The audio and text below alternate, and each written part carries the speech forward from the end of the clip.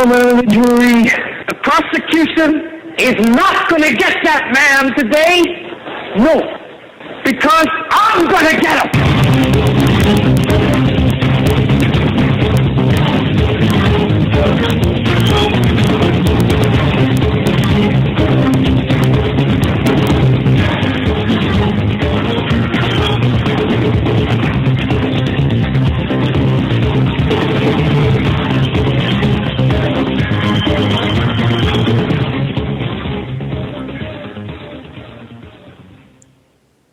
This is a Hagmann and Hagmann report for today. It's Thursday, January 24th, 2013. I'm Doug Hagmann. With me in studio is my son, co-host Joe Hagmann. Together we are the Hagmann and Hagmann report, and we can be found on the internet at our home base at HomelandSecurityUS.com. That's HomelandSecurityUS.com. That's the home of the Northeast Intelligence Network and the Hagmann and Hagmann Report. I want to welcome each and every one of you tonight. I want to thank you very much for tuning in, for listening. Got a lot of news to cover tonight, but before we get into that, Joe, welcome. Glad to be here. Just before the show, about 10 minutes, we had power failure. Yet another power failure. A complete power failure. All the power shut off, and then kicked back magically on came back on. Yeah, and just didn't have to really worry too much about the backup power or anything like that. It was nice because we had a dry run. I don't know. What was it, 2 weeks ago? Dry run, I should say, a hot run a couple of weeks ago. But yeah, and for those who don't know, we've been getting hit with tons and tons of snow. we're up in the Great Lakes. Today was like the first day we didn't really get any. It was sunny, and I'm going to say it's warm. It was like 16 degrees, but it was like 25 degrees warmer than it's been like the last 4 days. So it seemed like it was almost 50 degrees when I went outside, and I looked at the temperature. I couldn't believe how cold it was and how warm it felt. It's funny how you get used to things. Things are relative. It's after about a week of sub-zero temperatures, and you go out and it's 15 degrees, and it feels like it's 50. Yeah, it's not right. No. No. But anyway, we've got a lot of news to cover. Once again, I want to thank each and every one of you for listening. We just tremendous numbers on our program. So many listeners in so many countries and so many listeners. Even last night, last night's show was an excellent show, I thought, with respect to the genetic Armageddon aspect of things, which were rather interesting. If it was really interesting when you consider what's behind, behind the Luciferian agenda, which I was really not real comfortable using that, thinking, well, that's really that's out there. Right. But now with what we see in the news every day and what we see going on in the world, how can you not see that? No, exactly. Exactly, yeah. And now I'm thinking, okay, it is Luciferian, satanic, and of course these people are concerned about their bloodlines, and they feel that they're going to be the rightful heirs to, or they are the rightful heirs to the earth, and they're going to take ownership over the earth and all of its stock, and we as the uninitiated, unwashed, are going to be the worker bees until we're no longer needed, and bang, so. Right. There's actually an interesting article on the 30 population control quotes that show that the elite truly believe that humans are a plague upon the earth. And we can go through some of those, as they are important to listen to, coming from some of the heads of state, former heads of the Supreme Court, and from legislation, or the legislative branch, the executive branch, to the international community, to heads of TV, and so on. So I never really thought that would be right. But did you? Seriously, folks, did you really ever think? And maybe you have. Maybe you're way far ahead in terms of learning than I've been. But I've never really considered. I never really thought that people actually thought like this would be normally like this. And in other words, I don't know. I just to me that's much like a serial killer would think. It's a slap in the face when you really understand what's going on, and not that we or I have that understanding fully either, but we can see what is happening. We can see the influences behind the powers. We can see the shape and the direction we're headed in, and Right. how it is controlled. And when we look at history, when we look at how, from their own documents, these globalists, these Satanists have designed the plan to engineer society in this direction. And where do we go from here? What can we expect from here? Yeah, That is what we yeah. need to be focused on. And more importantly, I think our answers will come from prayer and from the word of the Lord and what's in the Bible, as more and more things line up with Scripture. Yeah, I totally agree with you on that.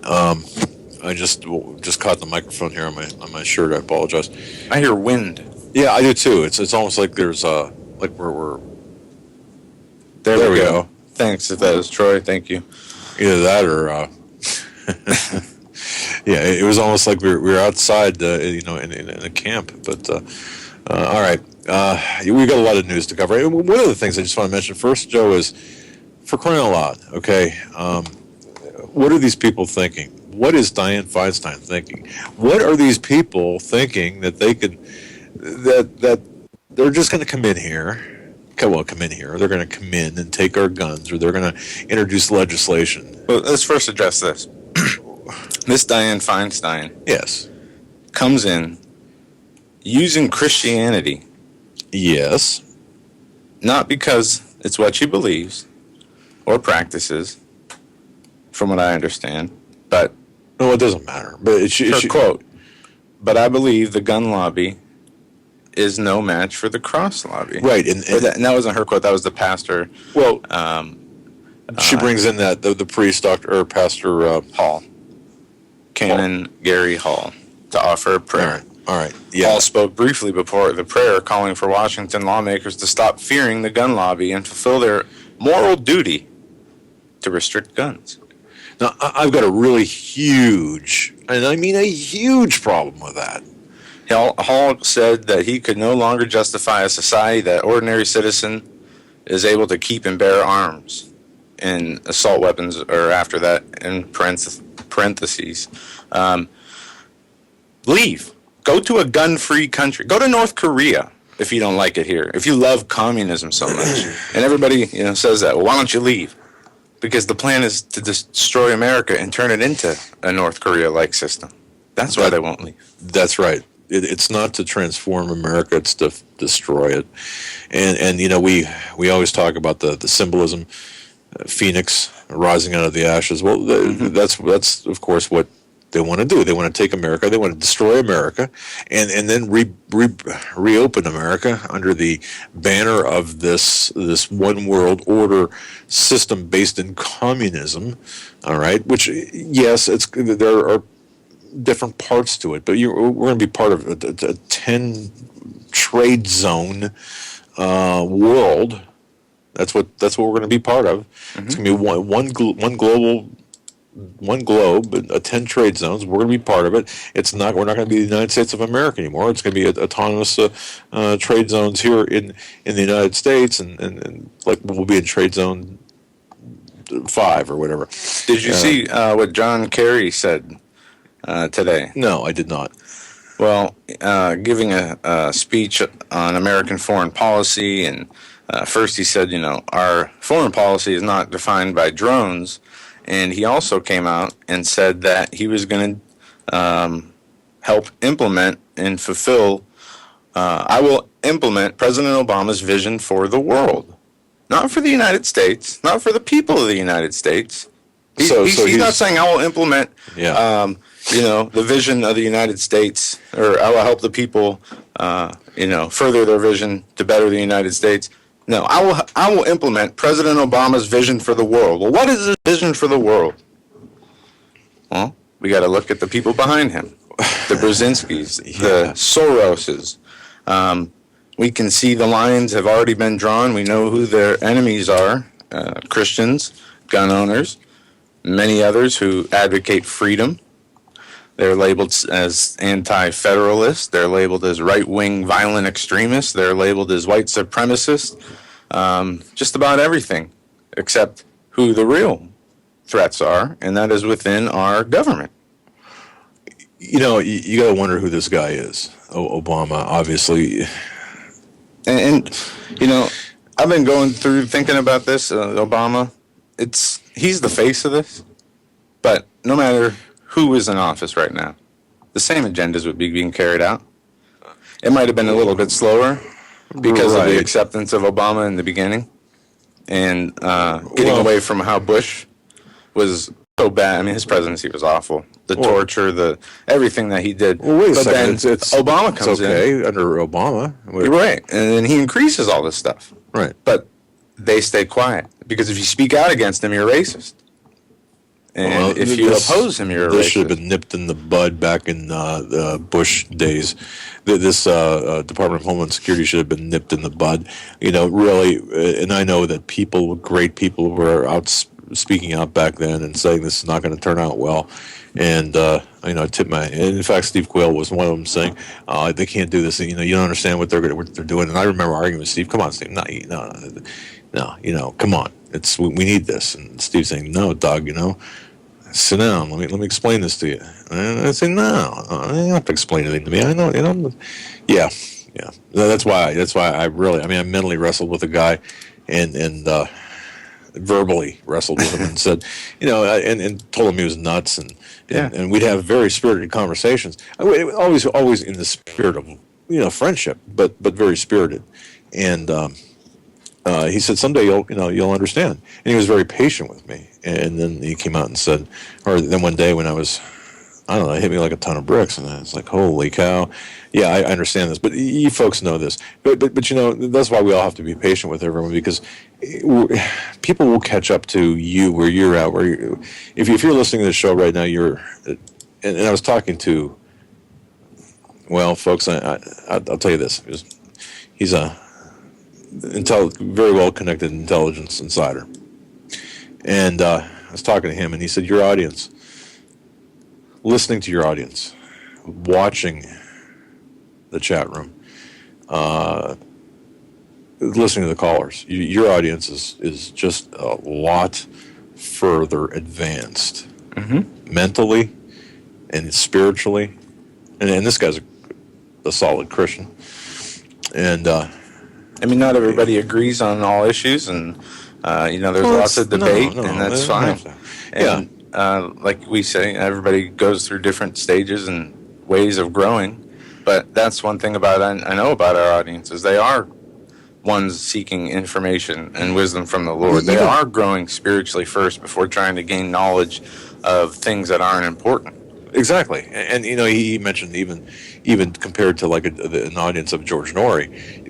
George Norrie might have the numbers, the gazillions who listen to him, all right? But the people, the core audience, we'll say of a coast to coast, that really know where they're at spiritually, where they're at mentally, and where things are at in general. I mean, our audience is more well-rounded.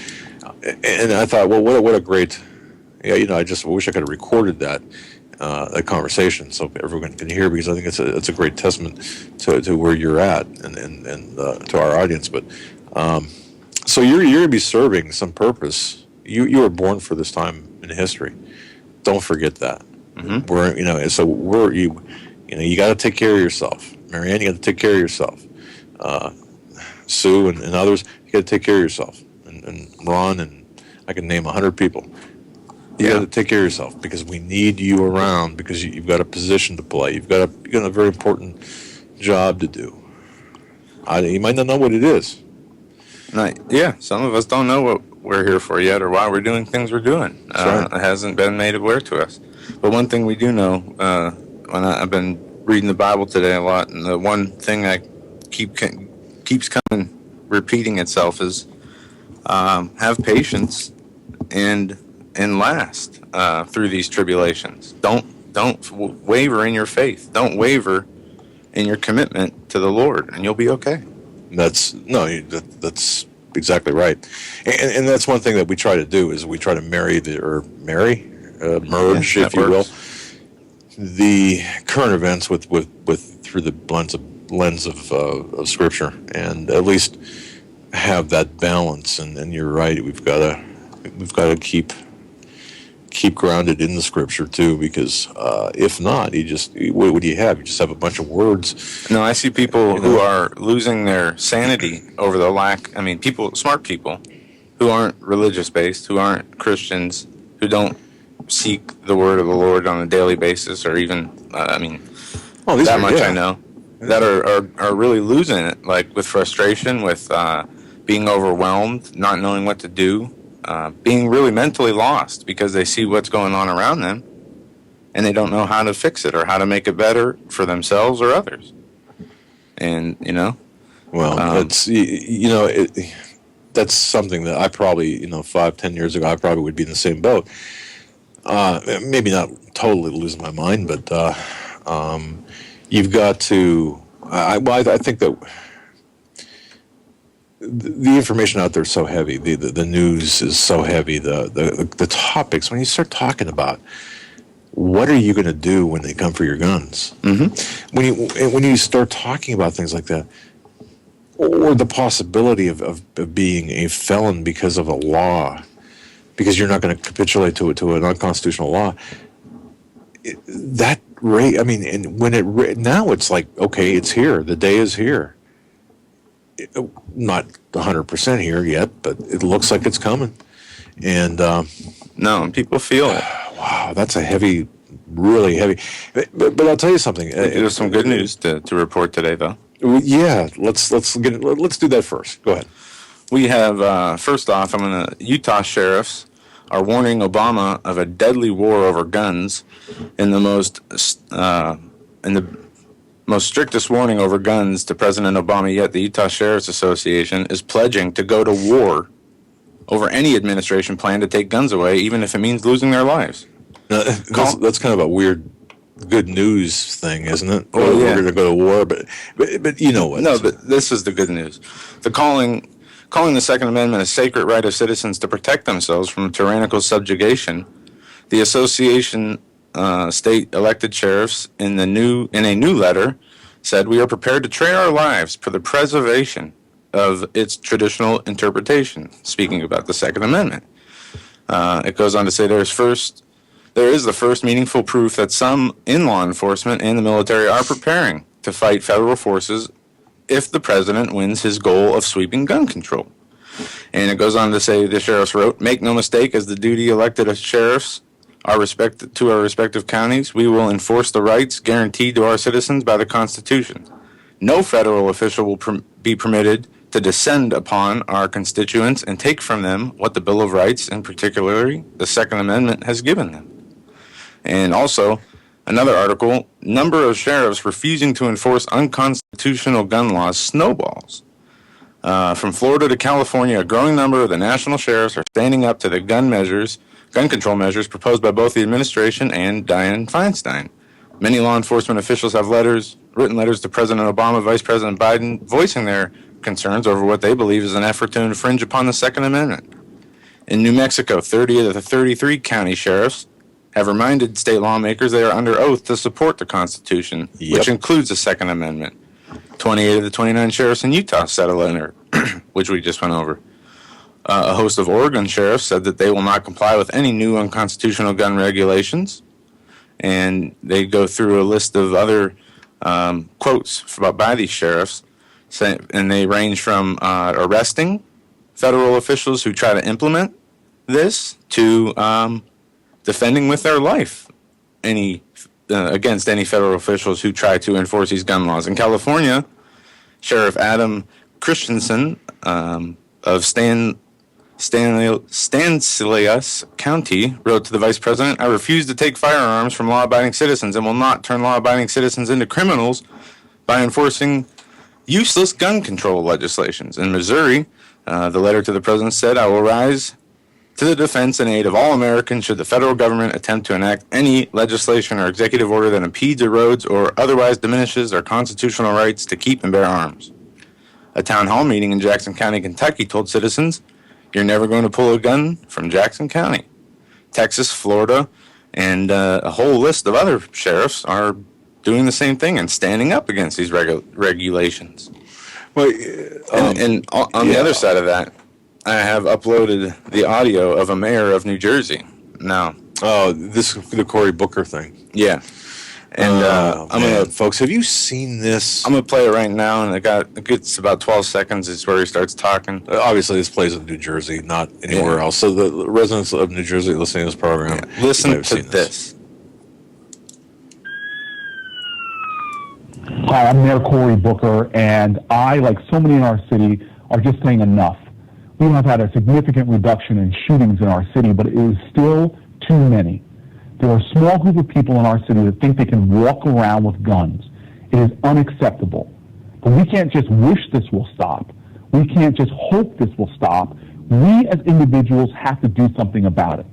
So we have a program in our city right now that's completely anonymous, and we will give you cash, $1,000, to anyone who calls our anonymous tip line. Give us the information about who is carrying a gun. If we don't even have to have a conviction, we arrest that individual and simply get that gun off the streets. You call back, get your second group of digits, go to a bank or send somebody to a bank, and they will give you $1,000 in cash, no question asked. This is the best program in the country. A quick $1,000. If you know somebody carrying an illegal gun, give us the information and get the money. $1,000. We cannot afford to have one more person in our city shot. We cannot afford to have one more such crime happen to devastate families, to rip the fabric of our community. I won't accept it. We're getting so much better in driving the rate of shootings down in our city. But now I'm offering you $1,000 for a little bit of information to help us keep our city and our communities even more safe. Step up. Stand up. Let's get these guns off our street. $1,000. Thank you. $1,000 to tell on your neighbor. Boy, I'll tell legal you, or not. If that does not frighten people, I don't know. The person who files the complaint doesn't even have to be the person that picks up the money. Where is this money coming from? First of all. Second of all, they being the police in that county, the city council in that county, should remove the mayor of his duties immediately. Well, I don't think he's right. I don't think at this point he's done anything wrong. Well, he's following suit with Janet Napolitano's See Something, Say Something program that is expanding with these new gun control.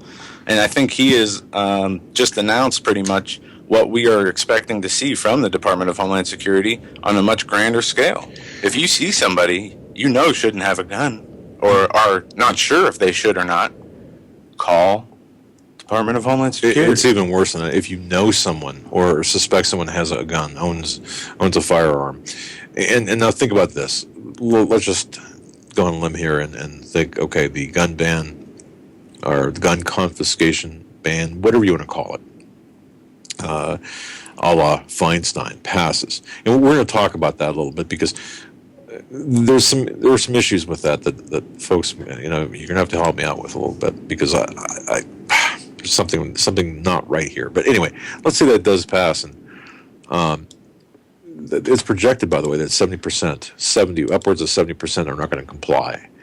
70% of Americans. It should be higher. Okay, it should be much higher, but that's the latest figure I saw.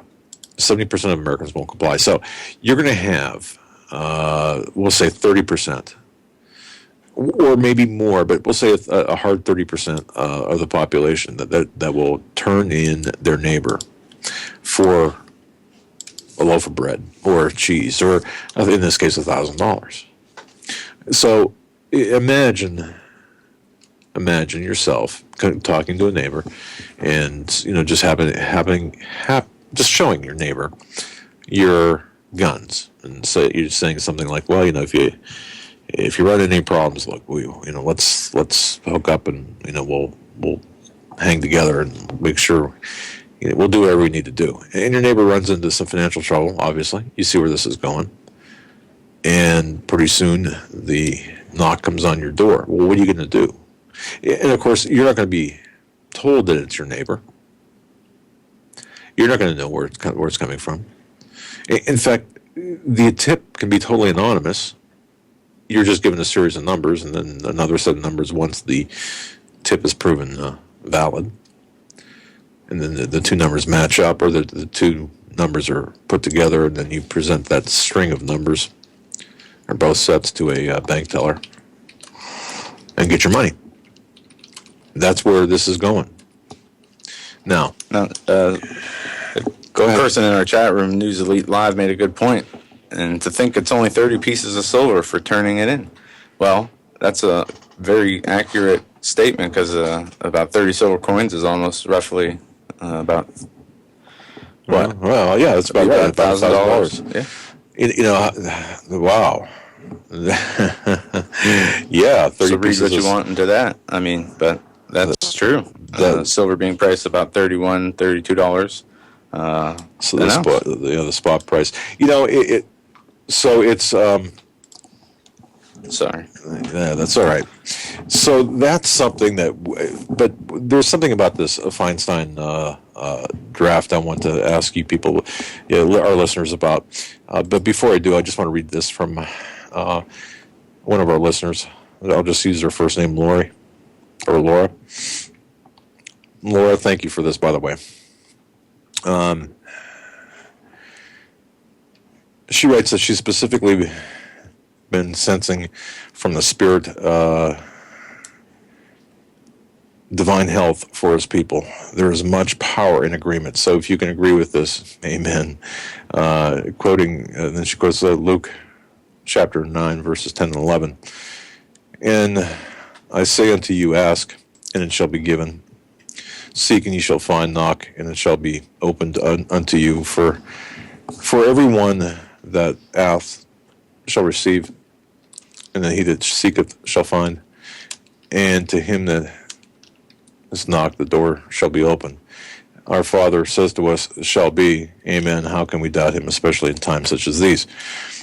And I received this in my email box today, and believe that the Lord would have me share this with you. Be encouraged as you walk boldly in the truth. And then there's a quote here from John 16:33. How on earth, here on earth you will have many trials and sorrows. And then the text of the email is this.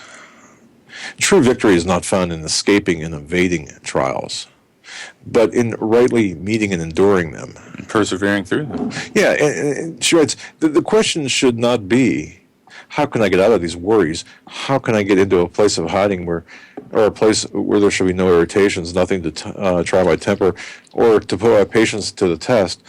How can I avoid the troubles which continually harass me? There is nothing noble in such living. The soldier who flees when the battle approaches is no hero. He's a coward. So the questions should rather be, how can I pass through these trying experiences and not fail as a Christian? How can I endure these struggles and not suffer defeat? How can I live amid these provocations, these reproaches and testings of my temper, and yet live sweetly, not speaking unadvisedly, bearing injuries meekly, returning gentle answers to insulting words? He who overcomes will inherit all of this, and I will be his God, and he will be my son. And that quotes Revelation chapter 21, verse 7. Laura, I want to thank you very much for that well-needed piece of encouragement and the push toward the real issues here. And the real issues, of course, is weathering the storm and passing through these trying experiences without failing as a true Christian. And that's something that we have to do. And you speak about this more than I do, Joe, about that very topic, about putting your faith first. And that's, but I just the way that when I opened the email and I read it and then I reread it and I thought, wow, that's pretty powerful if you think about it. We shouldn't be looking for an escape hatch. We should be looking just to pass through these trying experiences without failing as a Christian. And Laura, thank you so much for sending that. Yeah, and just to back that up with some scripture, reading out of Galatians, it talks about But if ye bite and devour one another, take heed that ye not be consumed with one another. This I say then, walk in the Spirit, and ye shall not fulfill the lust of your flesh. But if ye be led to the Spirit, or of the Spirit, ye are not under the law. And it talks about the perseverance and walking in faith and meekness and having patience, being able to be spiritual above the flesh. Right. And that's where we need to get to as individuals. And that's the only hope I have for this country, and we talk about that a lot, that individual people can be saved. Our country, in my belief, in my spirit, in my gut, it's gone. And maybe it still has the name America, but it's not the America that was founded on the principles of Christianity. But what are we fighting for then? We're fighting for Christ and to okay. Share His word, where we see that as becoming I had illegal, impossible. We're not trying to almost. reestablish. Look, we're not trying to fight. We're not fighting for the right for abortions. We're not fighting for the right. We're not fighting for the America that embraces abortion as a No, I would refuse domestic product. Okay. to fight for a country who kills children with drones, has a kill list, violates every law that they are sworn an oath to uphold, that violates the rights of citizens, that dehumanizes them, that oppresses them, that socially engineers them to be bad people. I mean, if you're not, spiritually minded, or you don't have a change of heart, or you don't have that hit rock bottom where that humbles you, sadly, you're going to walk. We see so many of our family and neighbors just, doing the everyday thing, thinking everything's normal, partying, living it up, being immoral. We see so many people commit adultery, have abortions, things that are and were considered, horrendous until it became normalized. And that is the problem. Now it's normal. Now it's what they teach the kids in the government indoctrination centers called public schools. That's right. So that's exactly right. We've got an uphill battle that we're fighting that we can't win on the side of saving our country, and we can disagree on with that, and some people do, and that's fine. But I've reached a point where I know, this nation is gone and it's going to be judged. And see, we can bring it back. Okay, in a full reset scenario, I have no doubt in my mind that the true Christian loving patriots could bring it back in the manner, in the same way it was. If it's God's will. Well, of course, but of course. Yeah. Does He want us to suffer? No. He wants us to repent. Right. But let's not go out in tangents here. I just wanted to say this. I believe that if we Christian-loving patriots went out to fight for our country, and if it got to the point where everyone was talking about a civil war or a revolution, we could take back our country and reestablish it as a constitutional republic as our forefathers intended, with the proper repentance and the proper spirit. I believe that it's worth fighting for, because that idea 230, I can't do the math, some years ago, that's worth fighting for. Yeah. What we're seeing is these satanic, technocratic Nazis just blanket us with a surveillance control grid, and we see that increasing with the things we're talking about, with like the LED light data transmissions, the towers, and the different ways that they listen and infiltrate us.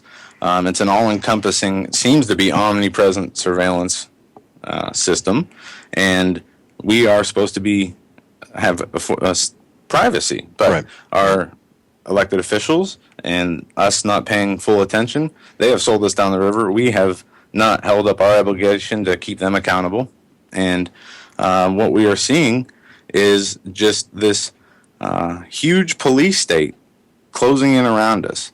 We have drones in our own skies. They're asking the CIA the head of the CIA. When can you kill Americans with drone strikes? That's coming from a senator. Yeah, that's right. At the same time, we have Obama closing air defense systems, and we have now North Korea threatening to launch a nuclear strike against America. And Which I'm not worried about that at all. Well, I did some research today. Went through a lot of old headlines, a lot of old papers we have laying around, and from last year and 2 years ago.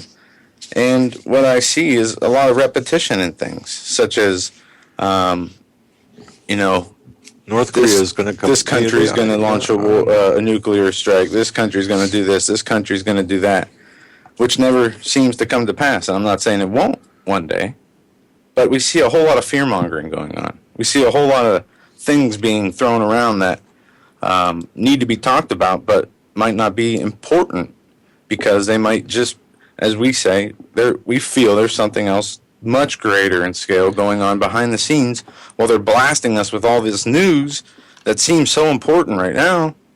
Which brings me, this brings me to my ultimate question here concerning this Feinstein. Everyone's talking about this gun legislation now. Right. The Feinstein. And folks, I don't know whether you're familiar with it, whether you read it, whether you went over this, but it essentially goes against all weapon. I mean, unless you've got a cap gun. Yeah, they are considering, and even then it's questionable. They are saying that handguns are assault weapons. Shotguns are assault weapons. That's right. They're calling them military-style semi-automatic assault weapons. Now, here's my people who are listening right now, maybe you can help me, because here's what I've been really grappling with. You've got Feinstein coming out with this bill. Chances are it's not going to pass. It's written so broadly that it's absolutely inconceivable that it would pass in its current form. Do we have a number of the bill? 'Cause that's one thing I haven't seen. You know what? I don't have it handy here. Maybe if people in chat, if you guys do know off the top of your head what the bill number is. That's like about 27 I didn't search pages ago, and I'm not sure. But okay, so you've got this bill, but chances are it's not going to see the light of day. That's receiving a lot of attention, and rightfully so, because it's a bad bill, and it takes away it strikes at the very heart of the Second Amendment. My question is this: because of its dim chances of failure, or dim chances of passage,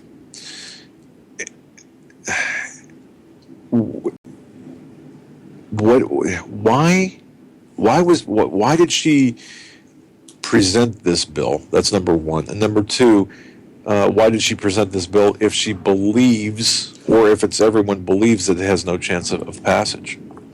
Right. Okay. That's a good question. But there's something not right about this. The second part of that's a good question. The first part, she has been one of the biggest anti-gun politicians since she's been in office. So, but we all know that. But she's the perfect face for launching this. And that I understand. But why is everyone? If everyone says, "Look, this really has no chance of passing," and even some of the Democrats,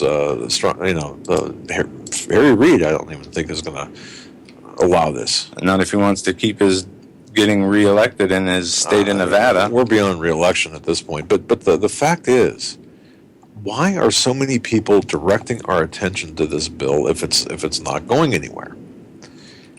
I don't understand it. And maybe I'm not expressing myself correctly, but to me, what are we missing here? Is this just to condition us? And I understand if it is, okay, I can accept that. But we're conditioned already by the talk. Is there something else about this bill, or is there another bill, or is there? I mean, what's going on here? Why are we being? If this has no chance, then why all the print space? Why all the time, attention? Yeah. Well, there could be several reasons for that. One being piggybacking off the tragedy at Sandy Hook, playing off the emotions of the people, the opportunity never let a good crisis go to waste. And I've never seen so many people, whether it be people in the media, actors, singers, celebrities, whatever you want to call them, idiots, come out in favor of this, supporting this, while they themselves have armed bodyguards, while they themselves, in some cases, know what gun-free zones are like. Right. It's an oxymoron, except when you look at what has been happening in this country since 9/11 and the actions from Bush afterwards, merging agencies and setting up the Department of Homeland Security, the Transportation Administration. We have, who was it? I think it is Jackson from Texas introduce a bill about the TSA, amending the TSA. They need a broader way to, get mass transportation under the arm and grip of TSA. Correct. Also, when going through some of these old articles, one of the more interesting ones I saw today, this was from a couple years ago, and it talks about climate change skepticism is a sickness that must be treated, says a professor. Another report from beginning of 2012, scientists recommend treatment for climate change denial, as it is a mental illness. That kind of springs up every 6 months or so. Okay. Now they're talking about getting the CDC involved in this, but now how does that compare to the gun actions that Obama took? And that's a good question, because this might very well somehow, while, for example, the Feinstein bill here might not pass, something could be worked out through the CDC or through the Obamacare itself in the IRS. Okay, so maybe this is what we're missing. People are so confident, and this is not going to pass. Well, okay. So were they about Obamacare being struck down by the Supreme Court? They were so confident about Romney being elected instead of Obama being reelected. It doesn't matter what we think as a public or the polls, what they say. The only thing that matters is what happens. And Obama made good on his promise to sign executive orders. We saw Andrew Cuomo come out and pass the most draconian gun legislation in New York State, making New York the worst gun control state in the nation. I still, once again, I'm looking for clarity on that as well. We have West Point coming out, making a PDF to law enforcement and other military agencies saying, if you are pro-gun, you're an extremist. Yeah, it's. I mean, we have our military saying that. Well, elements of the military leaders saying that. West Point, of course, the New York State, the military school. But it's kind of like the Berkeley of the U.S. military, I suppose, would be West Point. But all right, but I just want to keep everyone to keep their eyes on this. What's going on with this Feinstein bill and what's maybe going on around it, because again, there's still something not right here.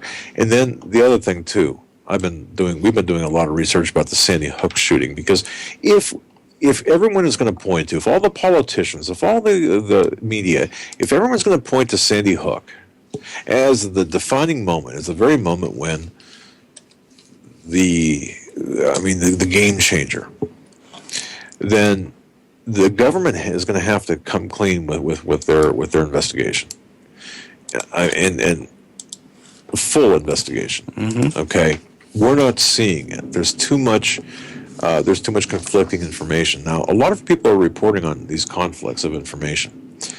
And the one thing I've noticed, and I truly believe this is taking place, I believe that the pot of information is being intentionally seeded with bad information, mm-hmm. by people who want us and other people, to take information, run with it as if it's fact, so they can point at us and say, look, we've proven this to be an incorrect thing, and these guys are out there saying it's fact, and it's because of stupid, unverified stories and people who purvey these stories, like Doug and Joe Hagmann, for example, that we need to not only take away the guns, but we need to curtail the speech. So I think that there's a definite plan and people out there who are polluting the evidence, open source evidence, in the Sandy Hook situation. We have to be very careful. Yeah, there's a lot of strange things going on with that, and I read up on a few things, people's individual ideas of what's going on, and as I stated earlier, I believe people did die. I do too. There are questions as to a lot of things, from the person accused of committing this act to things being ignored, like second people involved, third people involved, to what weapons were used. Right. There's too many holes left. There's too many crumbs left. These people who do these operations are much smarter, much more meticulous. They'll plan something like this out for a decade, and make sure it goes off without a hitch. That's very true. So why so much left behind? Well, is it to keep us in a state of digging under every rock for every piece of information? Is it to find those people who are going to speak out against the inconsistencies? Is it to demonize the freedom of speech? There could be a lot of agendas behind the scenes working. Yeah, and see, I don't know, but it goes right along with the pollution of, not pollution, but the way, for example, I'll bring Benghazi into this now, because Hillary Clinton yesterday testified twice, 2 different hearings for Benghazi. And I have a short clip of Mr. Rand Paul's. Okay. Now, before we get into that, I just want to say this: even at this late hour, even 140 days or 100, I don't know how many days, even at this late date after 9/11, 2012. The media and even some elected officials are still calling the CIA compound a consulate. Yeah. Today, they're still calling it a consulate. An embassy. An embassy. Yes. Now, how much, in fact, I look at various message boards, I'm thinking, I've written, I don't know, probably close to 20,000 words on Benghazi. And in every article that I've written, report I've written, I've made sure that the terminology is correct. It's not a consulate. It's not. It's a CIA operations center, which is exactly what it was. But people are still referring to it improperly. And you might say, well, so why? That's really not that big of a deal. It's a huge deal. In addition to that, there was a lot of pressure, or a lot of focus put on the ARB, which is the review board, accountability review board by the Department of State, headed by Thomas Pickering. Well, Thomas Pickering is one of the biggest apologists for Iran, and one of the very tight with Hillary Clinton.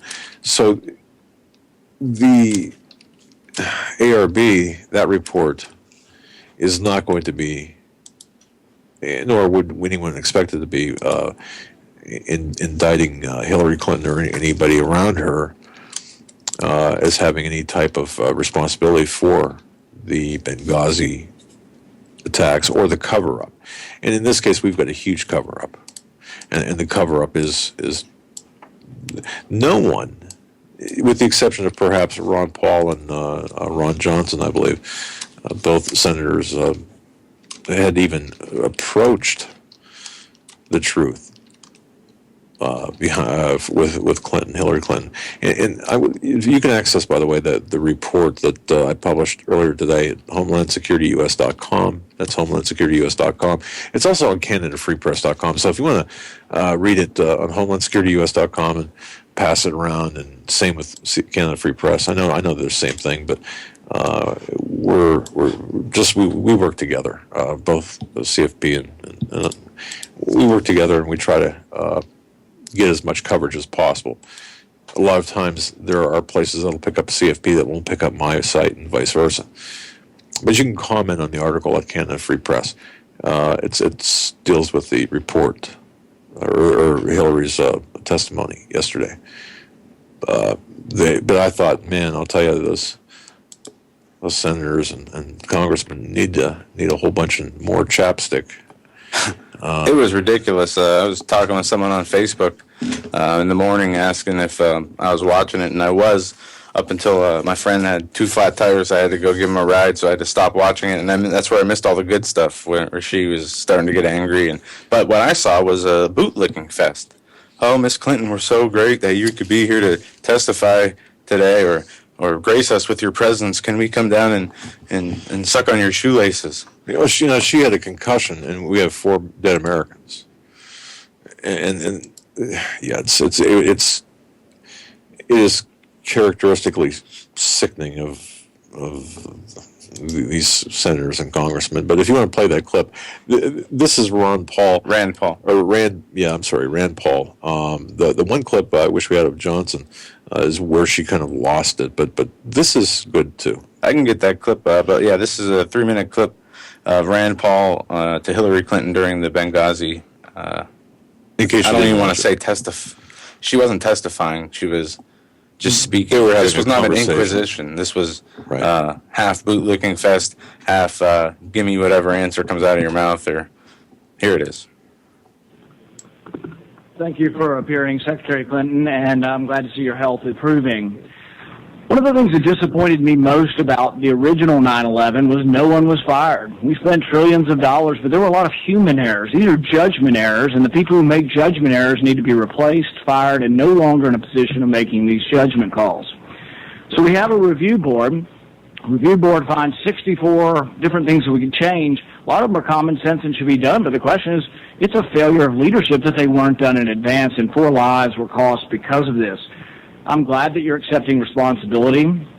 I think that ultimately with your leaving, you accept the culpability for the worst tragedy since 9/11, and I really mean that. Had I been president at the time, and I found that you did not read the cables from Benghazi, you did not read the cables from Ambassador Stevens, I would have relieved you of your post. I think it's inexcusable. The thing is that, we can understand that you're not reading every cable. I can understand that maybe you're not aware of the cable from the ambassador in Vienna that asked for $100,000 for an electrical charging station. I can understand that maybe you're not aware that your department spent $100,000 on 3 comedians who went to India on a promotional tour called Make Chi Not War. But I think you might be able to understand and might be aware of the $80 million spent on a consulate in Mashar al-Sharif that will never be built. I think it's inexcusable that you did not know about this and that you did not read these cables. I would think by anybody's estimation, Libya has to have been one of the hottest of hot spots around the world. Not to know of the request for securities really, I think, cost these people their lives. Their lives could have been saved had someone been more available, had someone been aware of these things, more on top of the job. And the thing is I don't suspect you of bad motives. The review board said, well, these people weren't willfully negligent. I don't think you were willfully. I don't suspect your motives of wanting to serve your country, but it was a failure of leadership not to be involved. It was a failure of leadership not to know these things.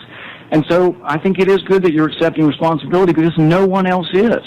And there is a certain amount of culpability to the worst tragedy since 9/11, and I'm glad you're accepting this. Now my question is the U.S. involved with any procuring of weapons, transfer of weapons, buying, selling, anyhow transferring weapons to Turkey out of Libya? To Turkey? I will have to take that question for the record. Nobody's ever raised that with me. It's been in news reports that ships have been leaving from Libya and that they may have weapons. And what I'd like to know is the annex that was close by, were they involved with procuring, buying, selling, obtaining weapons? And were any of these weapons being transferred to other countries, any countries, Turkey included? Well, Senator, you'll have to direct that question to the agency that ran the annex. And I will see what information is available. And you're saying you don't know? I do not know. I don't have any information on that. So that's a short version. You guys Yeah. can find the 6-minute clip on YouTube. Notice what she said. You'll have to direct that question to the other agency, basically. Other agency. So, Right, and okay. what we heard in there, the question that was very interesting was his question about the weapon shipments To Turkey. Right. Wow. Did we not report weapon shipments to Turkey as a staging area ultimately for Syria? Wasn't that the whole purpose of that place? Yes. That CIA. Well, yeah, I mean, that was for Syria. The weapons go up to Turkey, Jordan. But yes. Yeah. And of course, the last person to see Stevens was the Turkey consul general, Turkish consul general.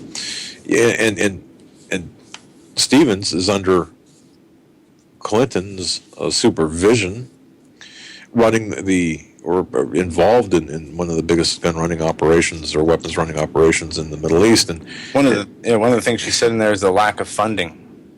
Well, she blamed Congress for having a lack of funding, and he rattled off a few of the ridiculous things they had done, $100,000 for comedians to come and this and that, but there was a pulling away of security before this incident. But see, that's all a red herring, because the CIA Ops Center wasn't lacking in security. They didn't want a security presence there because they didn't want to draw attention to what their activities were. Right, and don't tell me you have a lack of money when you have the printing presses right next door. That's true. Plus, folks remember this as well. The Ansar al-Sharia, the actors that perpetrated 9/11, Ansar al-Sharia and AQIM, the two terror groups that were involved in the actual attack in Benghazi. We're also looking for the AQIM prisoners, the Red Crescent, Iranian Red Crescent workers who were being held as prisoners, and some AQIM drug runners as well. And the attackers felt that they were being held at the annex and the CIA Operations Center there in Benghazi. So that's why people, why did this firefight take, 7 hours? Well, remember, they're looking for their prisoner, their people. The soldiers were using laser pointers to point out the enemy, anticipating that there was going to be air support, dropping missiles on these people, exposing themselves as to their positions, receiving gunfire in return, not to be rescued, not to be saved. And what was the excuse given? Well, we don't send our personnel into dangerous situations. Yeah, Panetta saying we don't send our personnel into situations where we don't know exactly, what's going on or what the entire well, they knew exactly what was going on. They had every inch covered.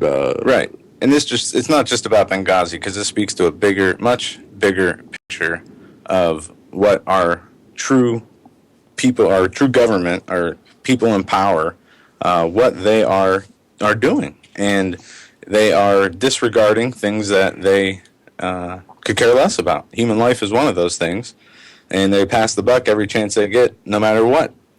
They get caught with their pants down and a prostitute and blame it on the prostitute and get away with it. It seems in this nation just look up and say, "What are you looking at? There's nothing to see here." And you say, "Well, yeah, you have your pants down. There's a prostitute right there." No, that's not what you're. No, yeah, you're seeing things. Yeah, and they'll push that lie to make you think you're crazy. Yeah, it's as sad. They continue to target American citizens for being domestic extremists, for believing in God, for believing in the Constitution. We've had numerous examples of Janet Napolitano meeting with all types of different leaders and law enforcement from state and local officials, not to talk about the problems of radical Islamic extremism or any other real extremist threat, but it's always the right-wing, domestic, violent, extremist freedom lovers that's the agenda that's being pushed. It's not the people who are actually committing the crimes are being targeted. It is the people who want to be safe, want to be free, want to be left alone that are being targeted. That's right. Why? Because they're not going to go along with the program that's trying to be or being implemented right now before our eyes. That's right. And I got to tell you, this agenda has been in play for decades, if not an entire generation, maybe even at least a century. Folks, listening to the Hagmann Ag Report this Thursday, January 24th, 2013 edition. I want to thank each and every one of you for listening. Hang with us. We'll be right back after these messages.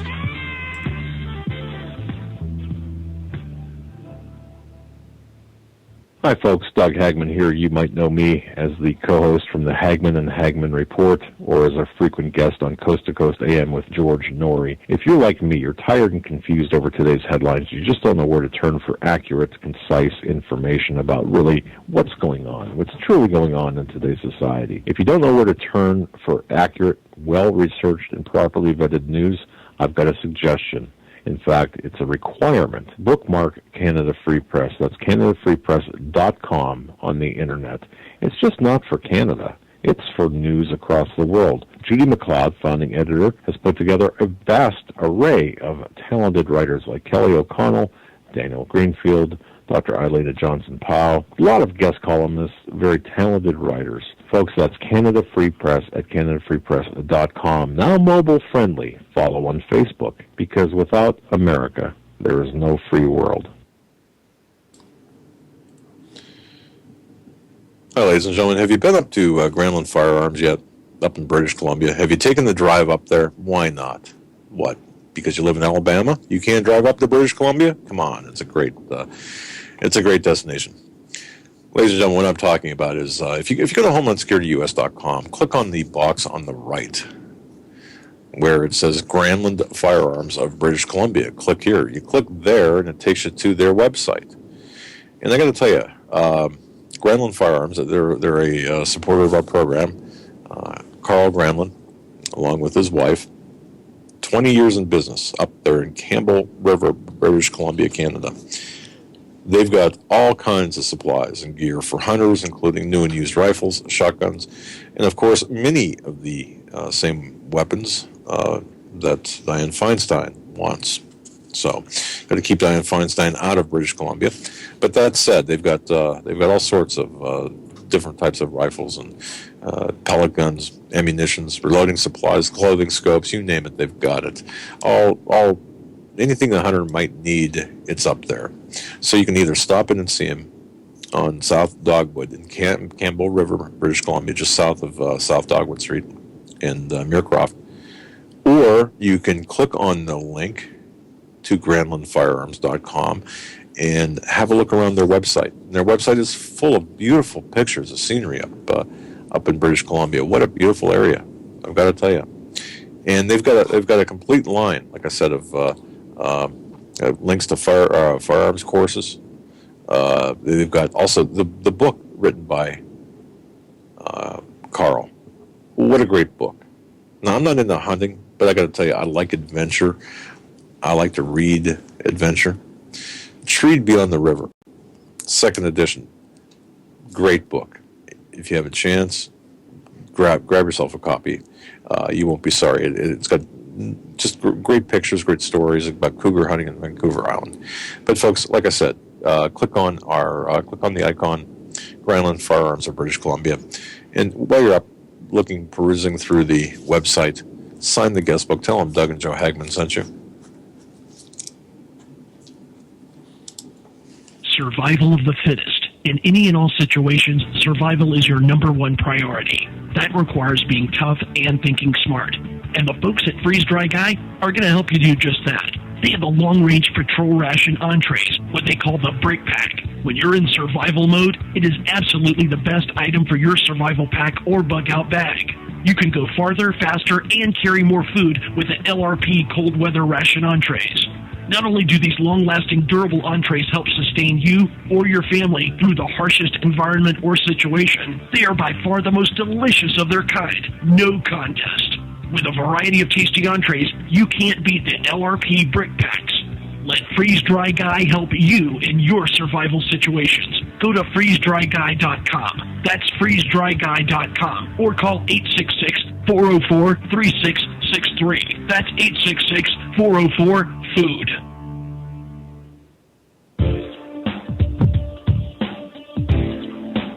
Hold on to your seat. The Hagmann and Hagmann flight is now taking off. Doug and Joe Hagmann have cleared the runway of TSA agents, jihadists, political crackpots, and global elitists. Now get ready for some real news. Here they are, Doug and Joe Hagmann.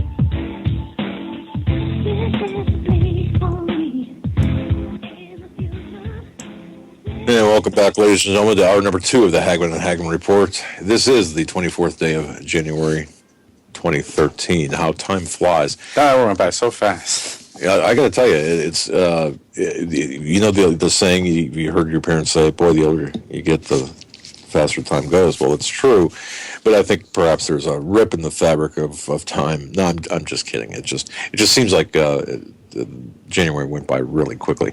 But folks, if you want to weigh in on anything we're talking about, anything we brought up during the first hour, or anything that you think is important for us to discuss, 661-244-9839. That's 661-244-9839. And once again, we want to thank you very much for being a part of our program.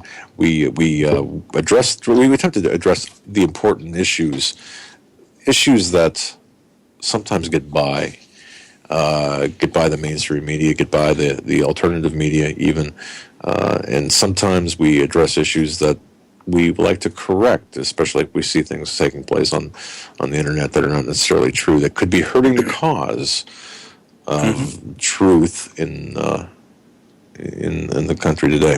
And we need unity now more than ever. As we see our nation is divided, our political system is divided, our families are divided, and things are getting worse. With that, we're going to go to the phones right now. We got local radio host, our friend Patriot John from Braveheart Radio. We're going to bring on now. Then we're going to go to Pierre. John, you're live on the Hagmann and Hagmann Report. Good evening, guys. How are you tonight? Very well, John. Thanks for calling. And folks, you're listening to one of the co-hosts of Braveheart Radio out of Northwest Pennsylvania. So, what's up, John? Doug, you were talking right toward the top of the show about with this gun ban bill doomed to failure. Why are they pushing it so hard? And I've kind of been thinking about this for a little while, and it's starting to come together. One of the biggest pushes that Obama made in his executive orders, the 23 executive orders, deals with the mental health aspect of this whole thing. And I don't know if Feinstein's bill has anything in it about mental health or not. I have not had a chance to read it yet. But they play together as far as the gun ban plus the mental health aspect. And that's what is really sticking in my head, because over the last, 15 years, 20 years maybe, antidepressants, psychotropic drugs, all that stuff, have been basically handed out by doctors and psychiatrists like candy. And I'm just wondering if maybe being on an antidepressant for whatever reason might be a disqualifier for gun ownership. Yeah. Well, okay. That's what it's looking like. You would think. All right. Let's say that there is some sort of interfacing between medical records and the gun ownership records. All right. Now this is something that Bill Clinton took away with via HIPAA. Clinton himself was responsible for that. Yeah. The removal or the separation. Well, one thing we see though that we have now that we didn't have then is universal health care under Obamacare. Well, that's true. Exactly. And now that it seems like his executive orders coincide more with the health aspect of gun ownership than what Dianne Feinstein's trying to do, which is limit any gun or make any gun illegal that basically holds a magazine. But John, go ahead, John. Because no, John, I'm just trying to I understand the concept, but how is creating this DOA bill going to accomplish what you're talking about? Well, what is Washington famous for besides doing absolutely nothing? Creating distractions. Never mind the right hand. Watch what the left hand is doing. The right hand, you don't have to worry about that. Nothing to see here. Move along. Meanwhile, nobody's paying attention to the left hand. And Feinstein made a big deal about bringing this bill out today, and she somehow got permission from the D.C. police to have all of these weapons under her control, if not her possession. And she paraded them out along with her bill and all of that. It's bread and circuses, right? And one of Obama's 23 points was to remind doctors that they're allowed to ask you about guns in your house. Now, if you go to your doctor because you've got a sore back or you've got a cold, the flu, whatever, you go to him or her for everything. Everything general medicine, and they're going to know, obviously, if you are, if they have prescribed you antidepressants. Even if they didn't, they're going to know your history because of consultations with maybe another doctor that did prescribe you those antidepressants. Now they're asking about having guns in the house. Right. See where this is going? Oh yeah, and even my DHS source had made the offhanded comment, "Have you been to the doctor lately?" He's asked, he or she will be asking about gun ownership, and sure enough, that did come to pass and has come to pass. But so yeah, I can see how this would tie together, how this would be enforced. I guess back to my original question is. Maybe you just answered it, because maybe they could put this under some sort of Health and Human Services mandate.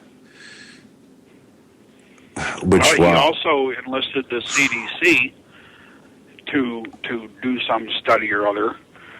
I don't know what the CDC has anything to do with guns or gun violence, other than the mental health aspect. There it is again. Yeah.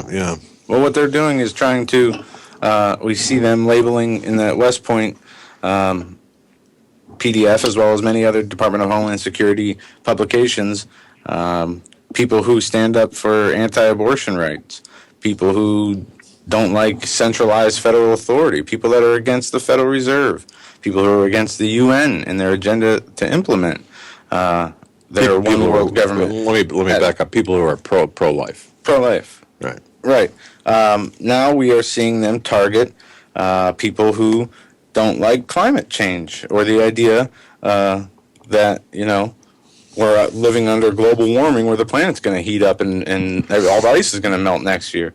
That is a mental illness. They are moving toward making Christianity a mental illness. And this all plays into a bigger agenda.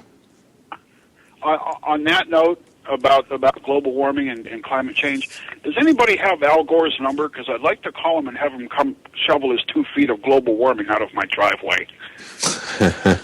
Yeah, I got it in my Rolodex, except the Rolodex is in my office, and we talk frequently. I'll let him know that you're not pleased and you need. Yeah. But anyway, back. Sorry for the little aside there. Another thing too is Mike Adams did an article a month or two ago about how the next psychiatry Bible, as it's called,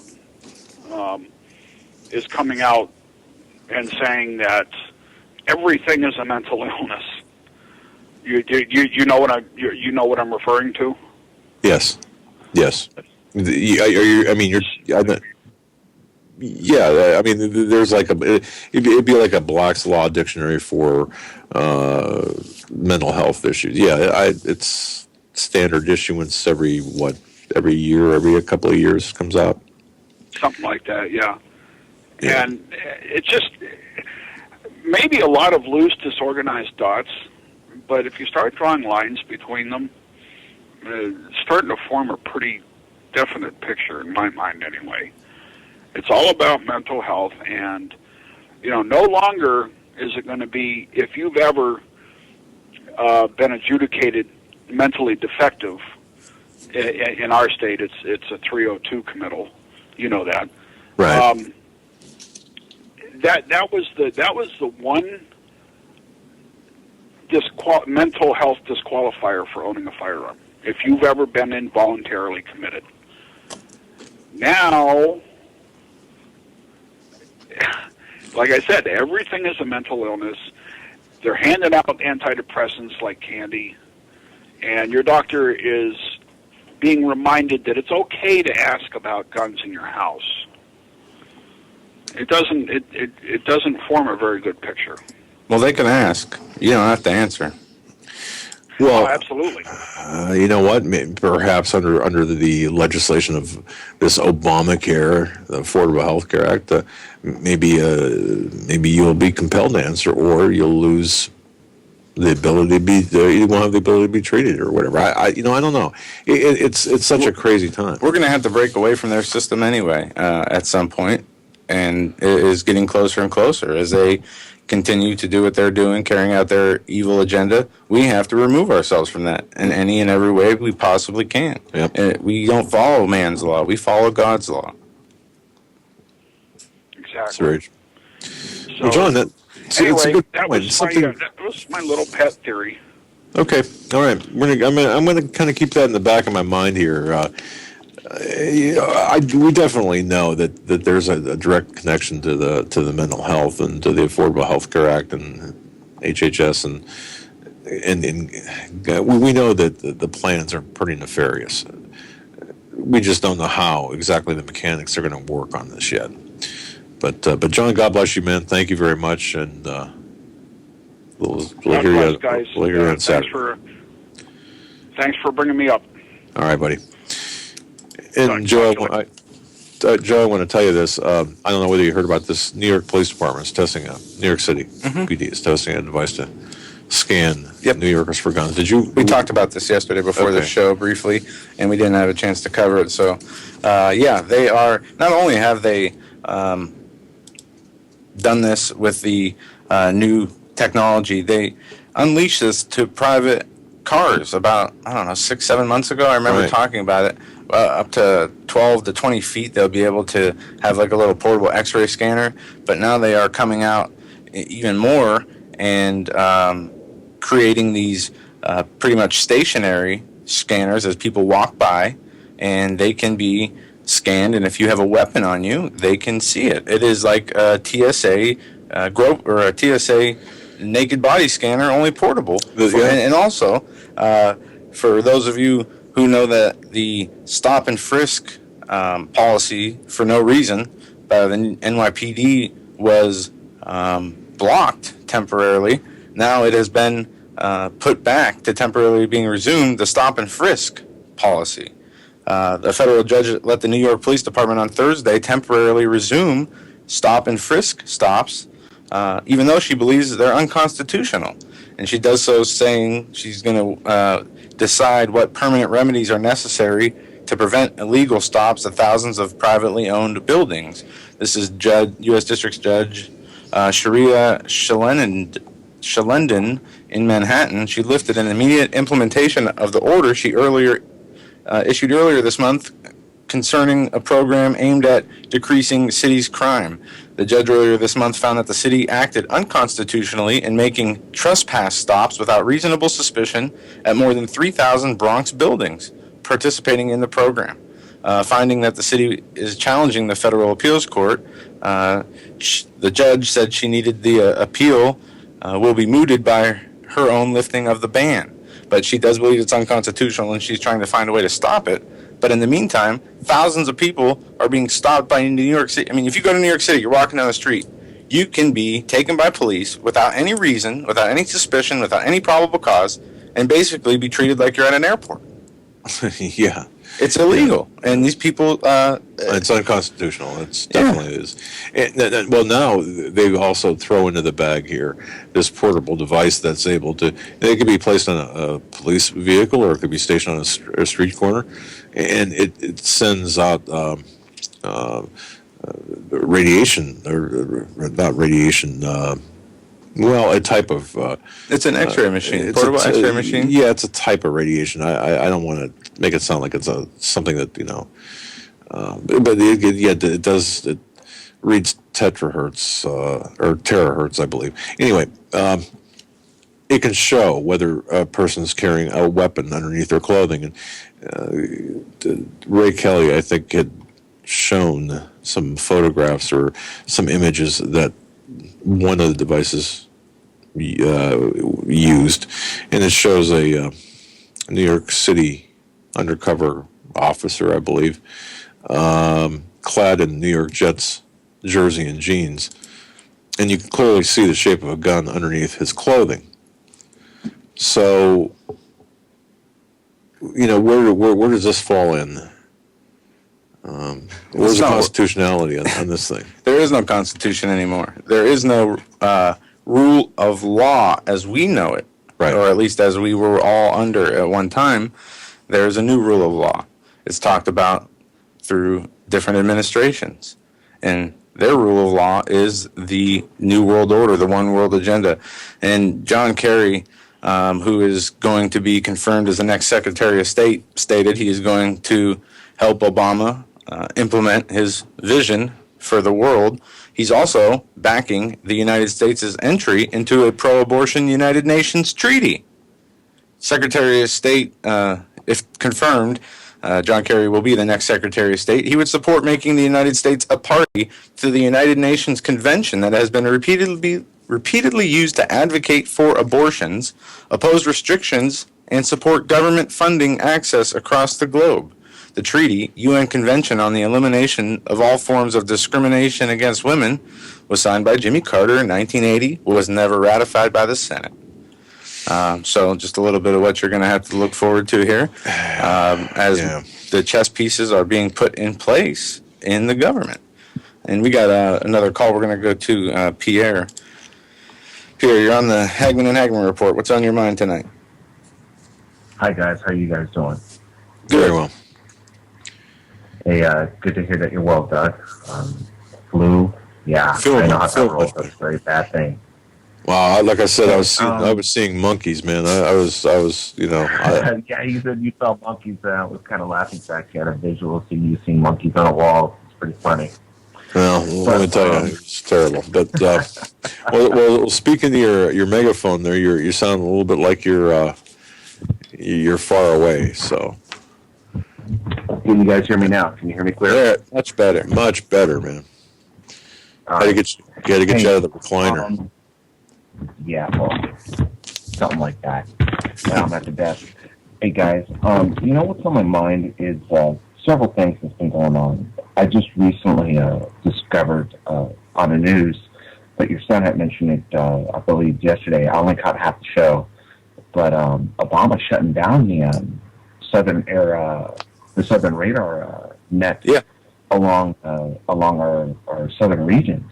Mm-hmm. And I mean, that's permanent closure. That's not a temporary thing. The air defense not a temporary thing at all. And, yeah, and that threat is looking pretty bad. I mean, I can only imagine what's going to be coming out of that.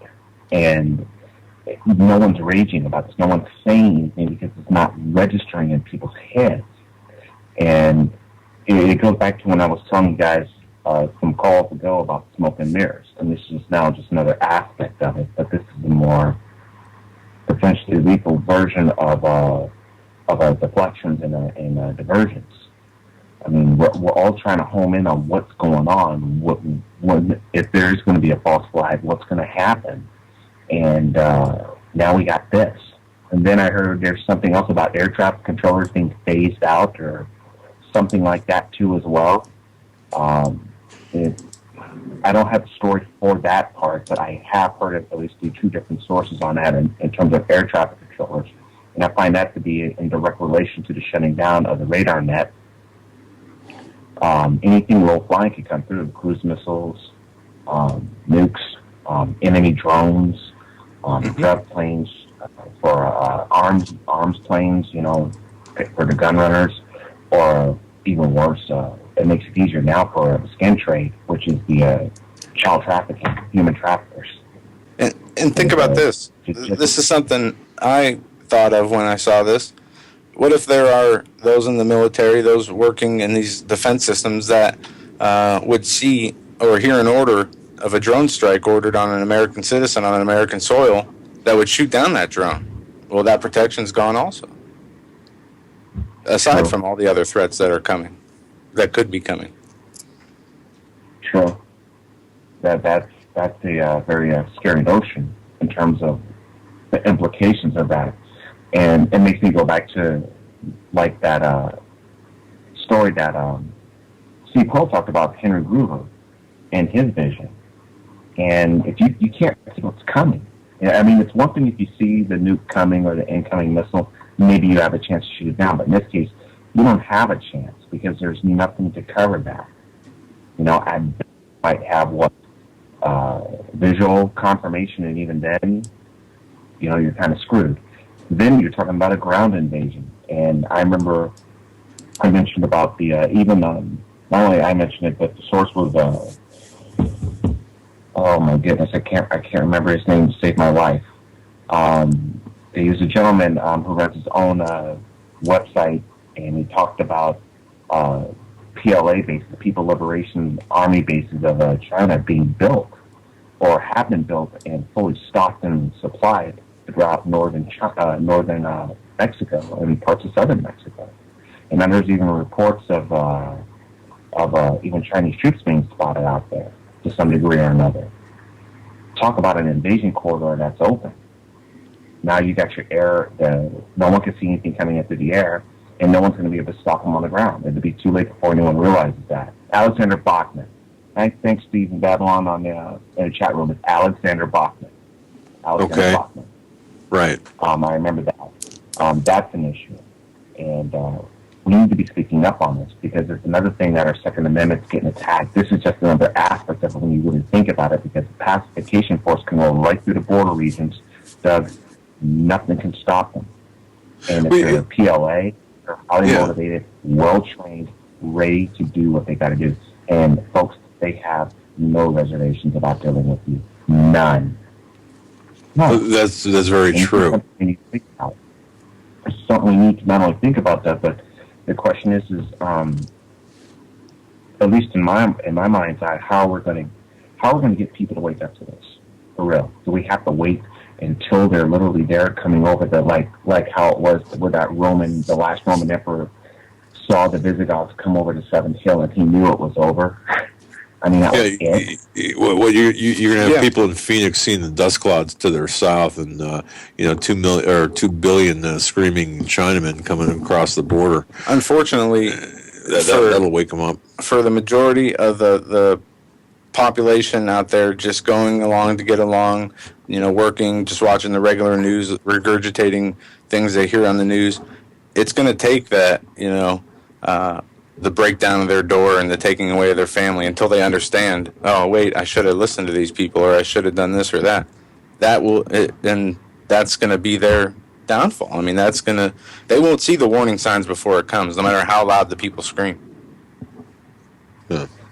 It sounds, the border regions, the border states, if they band together and they try to stop this, it'll be almost like how the Fulda Gap was during the Cold War. And the Fulda Gap was an area where we had one of our armored cavalry regiments designed to act as literally physical speed bumps against a potential Soviet invasion of Western Europe. And that speed bump would hold out as long as it can so reinforcements could come up and back them up and put an end to this. But you see, in this case, there won't be any backup because everyone's going to be too busy fighting each other. You talk about divisions. This country has never been more divided. And it really makes me wonder, are we going to be 50 states much longer at the rate that we're going? It really does. To that end, I'm going to jump. Go on. No, go ahead. Finish your thought. To that end, I was going to go jump to the other subject. See, folks, there's a chain of events, at least that I'm connecting here, that I'm seeing is playing out, and it's all smoke and mirrors. But it's real, and people are going to die during these little smoke and mirrors before the real event happens. And the other thing is now we got, obviously, China and Japan ready to duke it out. And I mean, they're ready. Chinese surveillance vessels are scattered throughout that disputed island region, looking not for the Japanese Navy. They're not looking for the Japanese Air Force or any of that stuff. They're looking for us, because they know once this thing goes down, the U.S. Navy is coming. And China has made it point blank clear, we're going to sink your Navy if you guys come into this. And to prove the point, they have amassed large quantities of conventional surface-to-surface missiles, both on mobile platforms and from land-based and obviously, air-launched platforms to take our vessels on. And anyone in the Navy who's on a surface ship knows you only have seconds to react to whatever is coming. You could fire maybe, based on what I understood from them, they could probably fire 3 or 4 missiles per target. No ship has enough countermeasures to take that much ordnance, that much incoming. I mean, you can see where I'm going with this, how bad that's going to be. And then this also plays into another issue of the Marines. Well, what does the Marine Corps have to do with any of this? Well, think about it, folks. What did Obama do just last year? He had Camp Darwin built in the Northern Territory of Australia. So you got to figure there must be well up there to a division of Marines who really go at a moment's notice. And they wind up getting into the fray. You talk about the elements of World War III being in place, and I mean, it's right there, Doug. It's right there. And at the same time, and it's not coincidental, brother, we got a potential revolution ready to kick off here in the mainland. No one's going to be paying attention to anything because all this stuff is going on at the same time. And this is where I would like to think that people will understand about the enemy. The Luciferians will have whatever names they go under the New World Order. This is not going to be an easy enemy to fight. Not in the slightest. Because they're like a hydra. They always have multiple heads. You got to find the body and deal with the body. You deal with the body, then the heads will fall. And I guess it really all comes down to is when are the people going to say enough is enough? Well, I've been asking that for a while, being on your show from time to time, guests calling in. And I think we got an answer to that, too. On the flip side of things, on a positive, are you guys aware that the state of Utah's sheriffs throughout the various counties had banded together, sent a letter off to President Obama and told him pretty much go piss off? And if you do anything, it's going to get lethal. When have you heard any such thing like that? I find it to be a very positive move. I really do. I mean, I know it sounds bloody, guys, but hey, it's positive. If they're sincere, I mean, I think they could be. I hope they are sincere, but I don't trust people who just say that they'll do this. Hopefully, the federal government doesn't go in there, and hopefully, they don't have to find out the hard way if they're telling the truth. No, I think the Utah sheriffs are very sincere, and I don't know, folks, if you can hear. Can you hear that noise? Yeah, I heard that. I don't know what that is. It's almost like we're getting zapped here. Anyway. Yeah, and it just got louder. There you go. I don't know what's going on here, folks, but that's not from my end, guys. But that would be. I would say that, like I told you guys from the get-go, when I was even chatting in the room months ago, that, my friends, is the National Security Agency, and they're letting you know that they're listening and they're not liking what they're hearing. Well, I mean, think about the content that we talk about. I mean, I'm not trying to deflect from that at all. And guys, girls in chat room, don't think I'm trying to sound cowardice. but it's letting you know just how, what's the word I'm looking for? We're touching the nerve. Well, that's our touch job. The nerve, yes, and if you could touch the nerve of the enemy, yeah, you may have got their attention, but you also made them realize one thing. We, too, are a force to be contended with because the people will not stand for this tyranny. They've been ramping it up, and now comes the point where you pushed everyone in the corner. Now the pushback is happening. And it didn't get any more in your face than when you have law enforcement agencies like the sheriff's offices, not only just in Utah, but across the country, Doug and Joe, saying, we're not going to tolerate this. Now, will they actually back this up, like you said? Well, we're going to see, but I tell you what, Joe, if they do, that'll be the shot heard around the world. You know, I think writing a letter, look, I think writing a letter like that, it takes a lot of guts, really, when you come down to it, to say, okay, we will not tolerate this. And see, the sheriffs are really the first and last lines of defense for the average American citizen. And they are. That's so their mandate. Right. So knowing this and drawing the line in the sand as they have in other places, or a couple of places in Oregon, I believe, in other states as well. Look, I'm in favor of this and telling the feds to take a hike, because we're not going to carry out any unconstitutional orders. So that you're right. That is a favorable thing. That's a good thing.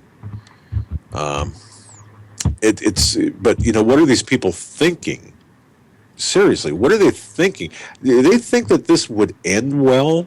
A confiscation or a ban or mandatory registration? No. Do they think this is going to end well? I think,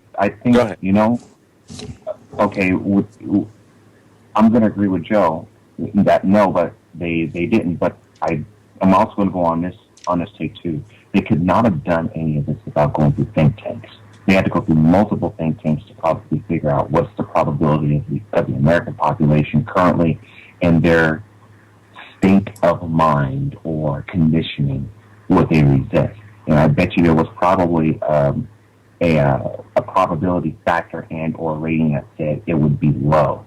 It didn't turn out that way, and they probably laid some heavy bets on that low outcome. Well, now here it is, the high outcome. And now they're getting ready to do whatever it takes is necessary to ensure that they get the job done. And to add on to that, guys, you got to ask yourself the larger question. You know how you always said, Doug, to follow the money trail? Yeah. Well, in that respect, ask this question. Who are these guys really doing this for? And there's only one country I can think of that's really pulling the strings on this, for real. And I'm thinking it has to be China. Why? Because of the debt. They own a lot of, I guess, land and other issues out here in America. They own our movie theaters. They consider Barack Obama a monkey man, not as a racist term, but as in the Chinese philosophy, people, just to break it down for you in short, a monkey man is a person that is easily manipulated, because if you look at monkeys, circuses or whatever, they do whatever you want them to do by training. They can be manipulative. Hence, they see him doing this. Someone here put Israel in there. Israel, maybe so, maybe no. All I can say about Israel is they got issues of their own. I don't see why Israel would really want to have a hand in this, but if they do, they're going to be held answerable and accountable to the Lord on that, because it makes no sense why the Lord's people would want to do this to us. But then again, hey, you have internal elements in every government, right? You have crookedness in every government. It just happens to be that certain powers that be are running the show give the country and its people a very bad perception around the world. Look what happened us 20 years ago, and look at now 20 years now. We were the good guys.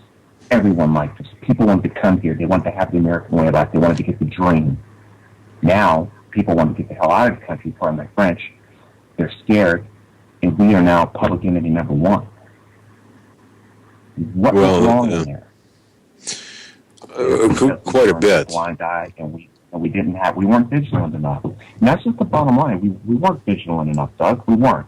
I'm not going to lie. We weren't. But now that we know, it's coming down to blows. It's going to come down to these blows. But I'd rather it be a war of words and legislation than to see this thing go locked and loaded. And unfortunately, given what we've been seeing lately, guys, this is going to go locked and loaded.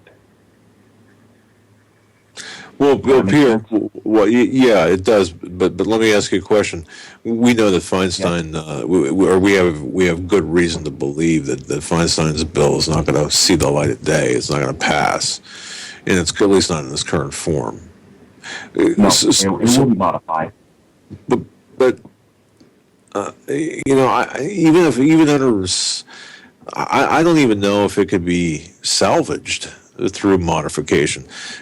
So why did she? Does she know something we don't know to bring this bill? This scope. What am I missing? And here it is. I would say yes, though. I'm sorry, because you and I are so galvanized that we're going over each other. Don't mean to be disrespectful to you, brother, but this is why I say yes. She knows something we don't know. Think about this, people. Everyone, think about this. She's a career politician. She's old. She isn't going to go anywhere beyond the Senate. She wants to leave a lasting mark and impression, her legacy, not only in the state of California where she's from, but across the continent of the United States. Okay? She is one of two of the biggest proponents in the Senate, next to Barbara Boxer, that is anti-gun. For years, for 2 decades or more, the UN has been trying to have us disarm subtly in different ways, part of their master plan. They never found a way to really get around to that. Now look what's happening. Our youth have been killed. Banks have been robbed. We're talking North Hollywood, all the way from Columbine to Sandy Hook. And there's still going to be more to come, no doubt. Maybe 1, maybe 2 more. Oh, yeah. But they need their spokesperson for this. Their spokesperson isn't Barack Hussein Obama. It isn't Joe Biden. It isn't Hillary Rodham Clinton. It's Dianne Feinstein. And she knows this is either going to make her or break her. So she put all her chips on the table doing this. She knows. She knows exactly what she's doing. It's a gamble. It's a calculated risk. It's the crazy stratagem of the no-win scenario. She thinks she's going to do this all. She thinks she's going to get it. And yeah, you know what? She's got a lot of backing right now. She's got a lot of backing. But there's no one that says that just because she wrote that list out and stated such and such and such and such a firearms are going to be illegal and this and this and this and this is going to be banned, that it's going to pass. There's a thing called hubris, which is the Latin translation for excessive pride. That woman is so full of it. And pride always goes before the fall, if I remember correctly on such things. Yeah, she knows what's going on. Her masters are pulling her strings and they're telling her, you're going to do this. You're going to do this. This isn't just an independent move, guys. This is coercion from a whole nother level. Now, do I know something that other people don't know? Maybe I do, maybe I don't. I don't have any evidence in front of me. I have no reason to lie to any of you. And if any of you doubt the sincerity of my words, pray to the Lord, ask for discernment on what I'm saying. Because what I'm saying is I'm getting this off of instinct and prayer myself. I think in my heart of hearts, and I also think logically, because I have to use both. I can't just go off emotion on things, but I can't always be Johnny Rationale either. But I do believe that someone is pulling the strings on Dianne Feinstein so hard, and they're cranking her so hard. She got that one moment that she needed, which was Sandy Hook. If this thing doesn't pass, if this thing doesn't make it to the way she wants it to be made, she's done. She's done. And then that means they have to go back to the drawing board. And if they got to go back to the drawing board, that's going to cause them to ramp up something else, perhaps another major false flag. Where Plan A fails, they're going to go to the drafted Plan B. Plan A is always the peaceful approach. Plan B is always the violent. We gave you a chance, now we're going to hurt you. Does that kind of make sense? Well, yeah, it makes sense. I just don't know. And we know the contingency plans upon contingency plans. in my opinion, if they could, they'd have us fighting each other, like pulling out an economic collapse at the same time, stopping the welfare system and having people fighting each other for basic necessities, in my opinion. If the people could get past that and were good people and then all the neighbors helped each other and stepped in and society was polite and kind, things wouldn't go their way they want to. We could unite, but I don't see that happening because of the carnal nature of the people, the unbelievers. These people are so. One of the greatest videos showing this is called "The Madness of a Lost Society," where it shows people trampling over each other on Black Friday, for things on sale. At the same time, the nation's economy is imploding, and they're asking the question: do any of these people have any hard assets? Do they understand what the Federal Reserve is? Do they understand the mechanisms which are going to be their downfall? Actually, the larger question, I think, to add right on that, Joe, I think this is the biggest of all questions. Do they care? Right. Well, they're going to care, when they're hungry. I'll tell you that. When all the handouts are taken away from the people, whether the people really do need them or not, it's going to matter then, and they're going to care then, and then they're going to care about what you have, what you've built, what about your garden, and that's where things can get ugly. I definitely understand, and that's why it's really, really, really important for everyone, like I said, to get yourself spiritually straight. Everyone has said this. Every guest that has been on here has said this to one degree or another. You two, being the proctor hosts of your show, have said the same thing as well.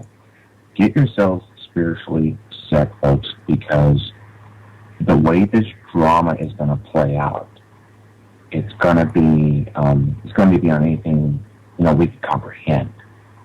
They know what they're going to do. They're going to execute their plans. They've already calculated roughly, I say roughly, not accurately, but roughly, what our responses are going to be. How you conduct yourselves when this thing goes down is going to make all the difference between life and death, incarceration, or freedom. To that end, keep yourselves as educated as possible on an independent level. Read the good book. Seek out the word of the Lord. Seek Him, and He will reveal Himself to you. And it's through that revelation that you'll know what you need to do when the time comes. Right. Because we're going to probably all have to step on the sidelines, guys, and let everyone else duke it out. And then we, as what's left of part of the remnant, and I have to believe this remnant is a worldwide group, not just us here in America. But whoever's left in the remnant is going to have to either rebuild or we're going to have to be on the move. Because I don't want to be here, to be real with you, fighting off an invasion of over 2 million people, armed soldiers crossing the borders, killing everything you see. And I don't have the assets to take them on. I don't have the material to take them on. And as a Marine, that's a tough thing for me to say because I have to swallow my pride on this. I don't like that notion. I don't like the notion of leaving anyone behind. But that's going to come. Yeah. It's going to come. You guys are going to have to go mobile. You and your father, your family, you're going to have to go mobile. You guys are going to probably wind up being the new voice of America. Trust me. Talk about the resistance. I mean, we're going to be on the run and we're going to be shooting and scooting until we can consolidate and then get ready to take business on with them. Because when this thing goes down, folks, it's going to come down to a matter of numbers. Bottom line, it's going to come down to a matter of numbers. But between now and then, get yourselves right. Be cool. Get what you need to get. Don't transmit all the stuff that you're getting. We do no sales and advertising. Leave no footprints. And, keep your nose clean, keep your eyes open, and your ears clear. And I think you'll all get out of this at some point unscathed. For those of you who are going to make your stand and fight, I wish you all the best. You must remember, we're talking modern warfare here, not 1776. Modern warfare. Let that sink in for a moment. Yeah. Guys, I'm not going to pick up any more of your time. I know you have other people that want to call in. Blessings to you, to the both of you and your families, and to everyone in the chat room and everyone who's hearing my voice. I hope that we all get blessed with another day to be on the air and hear what's going on and reveal the truth and fight back as best we can. That's all I got to say. All right, my friend. God bless you, man. Thanks for take care, Pierre. Yeah, very good. Very good. Yeah, we got some callers lined up here. We're going to take your calls, 661-244-9839 for the rest of the show. We're going to go to area code 917 next. And I just want to say this quick piece of news before I forget it. Fukushima fish has 2,500 times the radiation limit found from 2 years after the nuclear disaster. That being reported by the Huffington Post just 2 days ago. We're not being told the truth about any of this stuff. So. Right. 917, you're on the Hagmann and Hagmann report. What's going on, fellas? How are you? Very well. What's on your mind tonight? A couple things. After I'm done making a couple points, I had actually two specific questions just for you. First thing with this Benghazi hearing and Hillary's testimony, you know, her husband gets impeached for lying under oath for leaving stains on his dress, and yet these people can lie about American lives being taken, and there are no consequences, and that is just typical of this regime that I've noticed for 4 years and a week. It's not even. If you guys agree with me or not.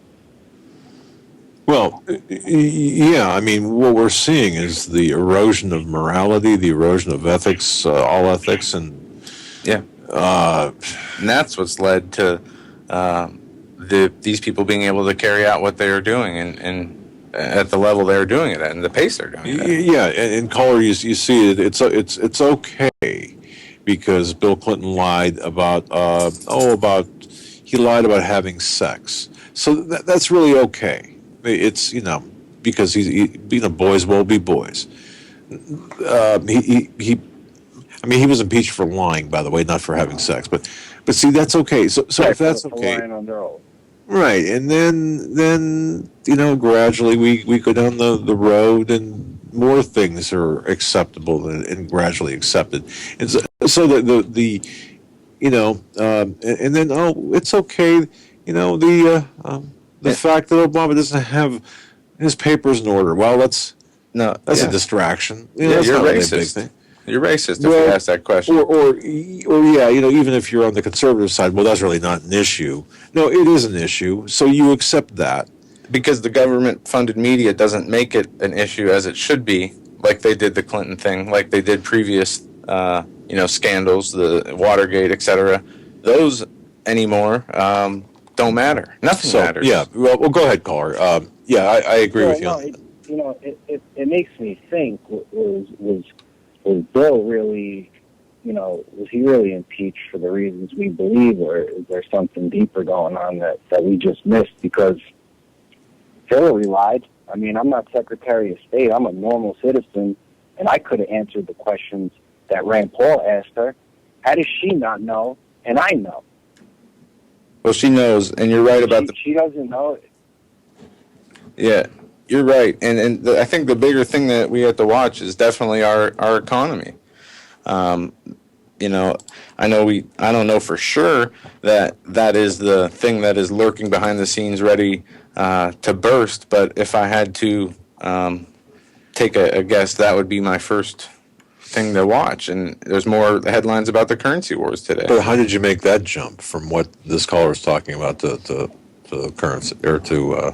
Well, because people feel this spiritual heaviness. People feel that there is other things being behind the scenes, getting ready to take place. And with all this gun control stuff in the news, and the news focusing on, basically 3 stories, one being the Sandy Hook coverage, and 2 being the gun issues, and I guess those are the 2 most important things that I see in the news. there is something going on. I mean, we have Zero Hedge reporting the worst recovery ever. We have other reports that the federal holdings of U.S. government debts hit an all-time high, up 257% under Obama. Well, right. So, yeah, I mean, the system's about to collapse. There's no doubt about that. We're not going to escape what's coming. So, Right. Well, yeah. that was actually one of my questions, kind of alluding to what Joe said. A couple of days ago, I guess they announced that they're extending the debt limit for 90 days. Mm-hmm. Is that what they reported? Yes.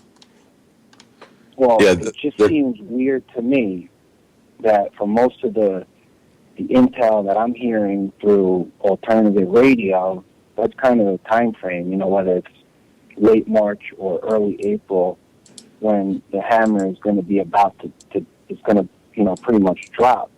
And it just seems, kind of like a smoke and mirrors, magician showing you this, doing something with the opposite hand, that they're really waiting for the perfect storm.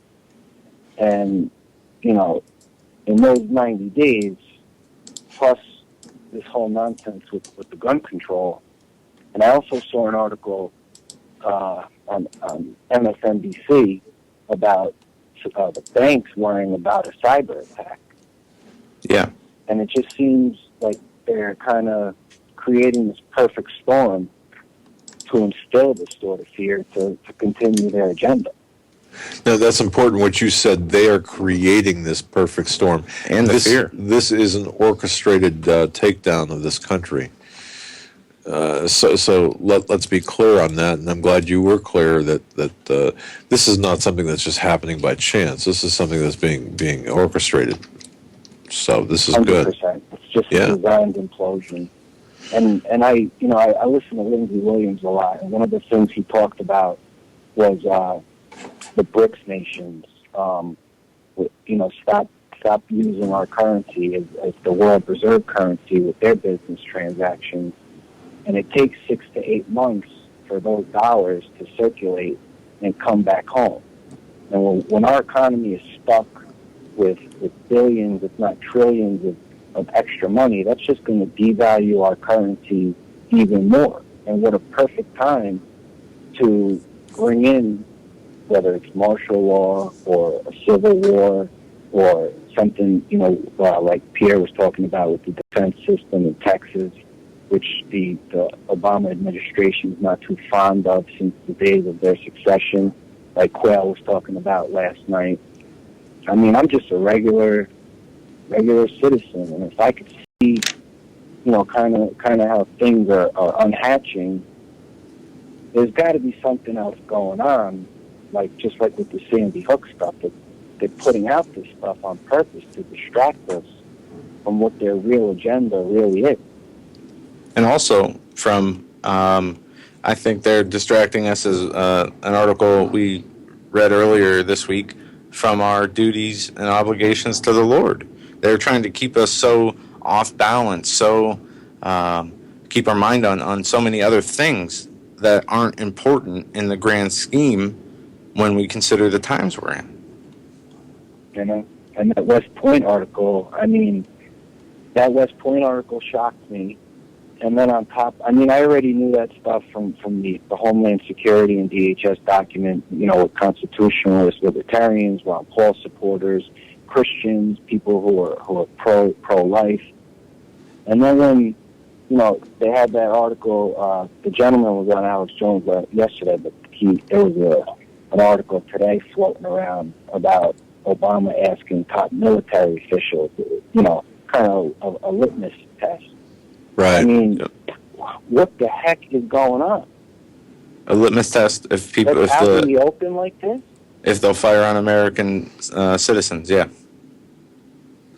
Well, how could something like that be out in the open and people are still not outraged? People like us are outraged by it, but the average Joe Schmo, they don't even care. Right.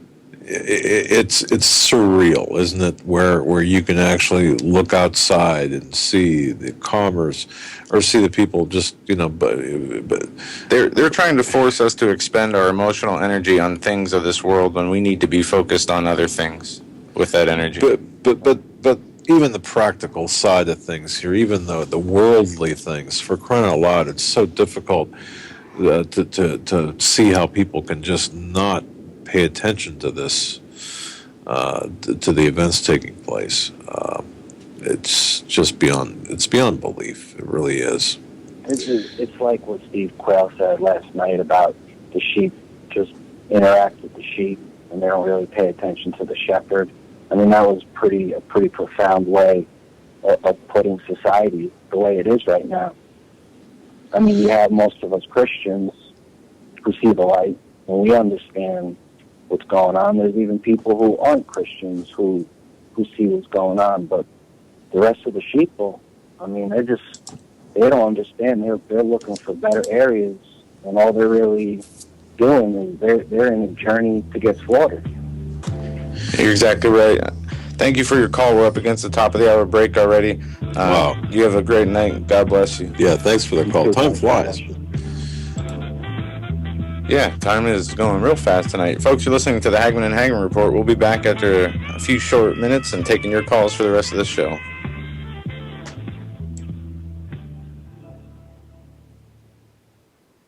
Survival of the fittest. In any and all situations, survival is your number one priority. That requires being tough and thinking smart. And the folks at Freeze Dry Guy are going to help you do just that. They have the long-range patrol ration entrees, what they call the Brick Pack. When you're in survival mode, it is absolutely the best item for your survival pack or bug-out bag. You can go farther, faster, and carry more food with the LRP cold weather ration entrees. Not only do these long-lasting, durable entrees help sustain you or your family through the harshest environment or situation, they are by far the most delicious of their kind. No contest. With a variety of tasty entrees, you can't beat the LRP Brick Packs. Let Freeze Dry Guy help you in your survival situations. Go to freezedryguy.com. That's freezedryguy.com. Or call 866-404-3663. That's 866-404-FOOD. The U.S. has spoken out against North Korea's provocative plans to continue nuclear testing. Dismissing their claims, it relates to sanctions brought about by the United Nations Security Council. The U.S. Special Envoy to North Korea, Glenn Davis, speaking here, outlined the seriousness of continuing with their program. He said, "It's up to North Korea whether they test or not. This is not something that they can credibly claim is in reaction to steps taken by the international community. We would call on them not to engage in further provocations, and we are joined by the international community in that appeal. Now is not a time to make the situation on the Korean Peninsula any more tense." Back in December, North Korea successfully launched a long-range rocket launch, the first to put a satellite into orbit, which showed their potential nuclear capability. And South Korea have reported satellite images showing the North is actively working on a third nuclear test site. However, political analysts said they've viewed the test as unlikely, at least in the near term.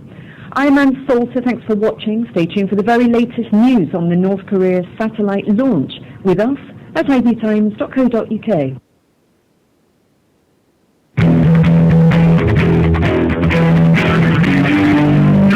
Doug Hagmann.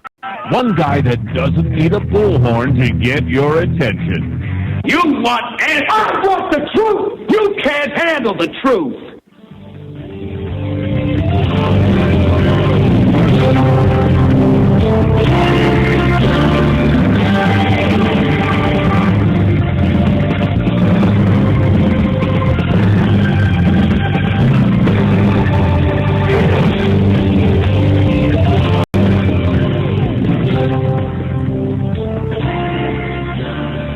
And welcome back, folks, to hour number 3 of the Hagmann and Hagmann Report for this, the 24th day of January 2013. Thanks for hanging with us. Thanks for listening to the program. We hope that each and every night we can offer you a little bit of information, a little bit more than you came with.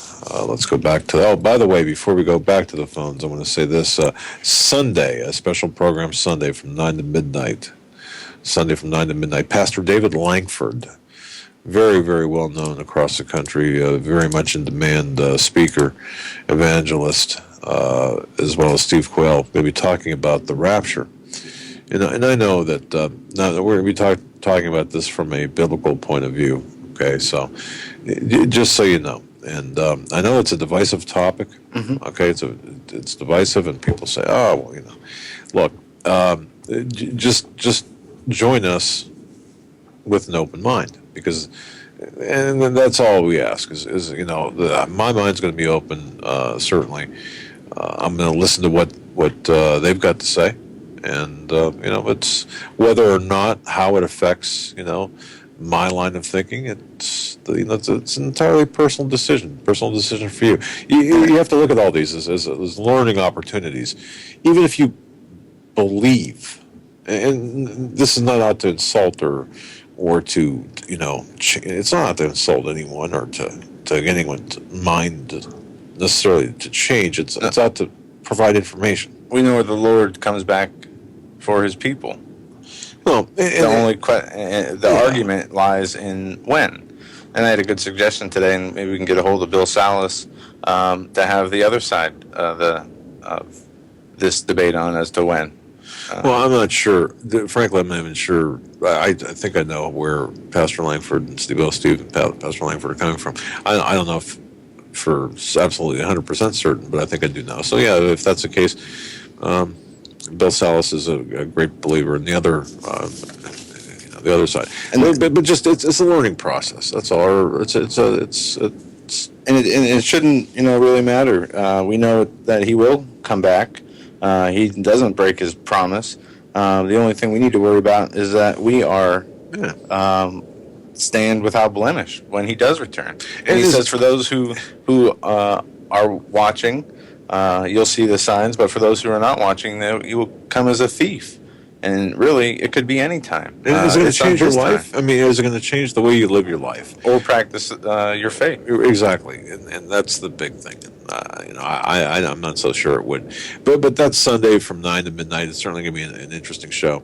And again, it's being done with, you know, from a point of view of, hey, let's you know, talk about this. And as long as we can keep it on an intellectual level, then it's all good. Now, taking your calls at 661-244-9839. Joe, we'll go back to the phones. All right, we're going to go to area code 413. Thanks for holding. You're live on the Hagmann and Hagmann Report. Hi, guys. Hi. This is Doreen. You guys had a great show last night, and your calls are good tonight. I was just thinking about what you were saying about, Joe, you said it doesn't really matter. I mean, as long as we know where we stand in Christ, we know the ending. And I was thinking about the reason why I called tonight is because I was listening to Rick Wiles today. Seems like the news is just crazy lately. The world is ready to explode. And he had a CIA operative on today named, I think, Chet Nagel. Okay. Have you heard of him? All right. And, wow, some of the information that came out in that show today, a different perspective than a lot of the calls that have been coming in tonight, which is good information also, things to think about, the things that we might have to go through in the meantime before Christ returns, Joe. You know, and this man was saying that there are 5 Iranian cells here in the United States already, 10 men each, so that's 50 men. They're concentrating on our electrical grids. And they haven't done anything. They're sleeper cells, and they're just waiting for the moment. And as far as the southern border, he also said that the Iranians, again, they're ready to launch into our country through the southern border with biological weapons, and he mentioned smallpox virus. Right. He also mentioned about detonation of, believe it or not, some chlorine plants located in our country. CHLORINE. Right. And right. Yep. Yeah. So, I mean, Joe, I know I think of this all the time, too. It doesn't matter what happens. They could kill me tomorrow. It doesn't matter what happens. I know where I stand in Christ, you know? But in the meantime, Joe, things could get really, really hard for each and every one of us. You know what I mean? Mm-hmm. Yeah. And a lot of people are already going through, the hard times and seeing what has been taking place in Washington affect what is going on in their personal lives. This operative was saying that also your last caller was mentioning about the cyber attack that's coming in the spring. He also mentioned that, and he said that, if you think about it, if our grids go out, we lose our electric that way, and this cyber attack takes place around the same time in the spring, that would definitely be like a modus operandi for Obama to put that, to flip the switch on martial law. Correct.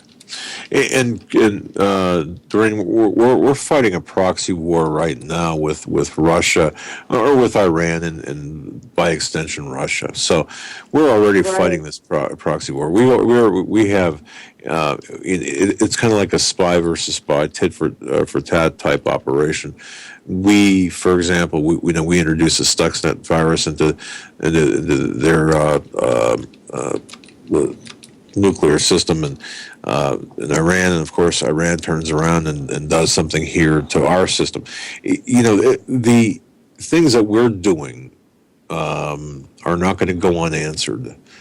And yes, there are cells here in the United States, Iranian cells, and there are pre-positioned WMDs here in this country, weapons of mass destruction, according to the information I've got, that include include biological as well as chemical weapons. And I want to just mention one other thing too. I had reported on the sickness aboard a train not too long ago in Canada. Okay, there were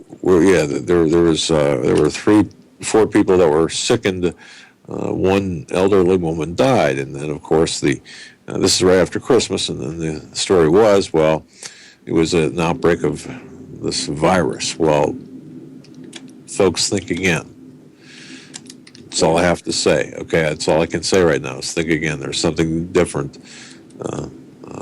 there with that. So, but you're right.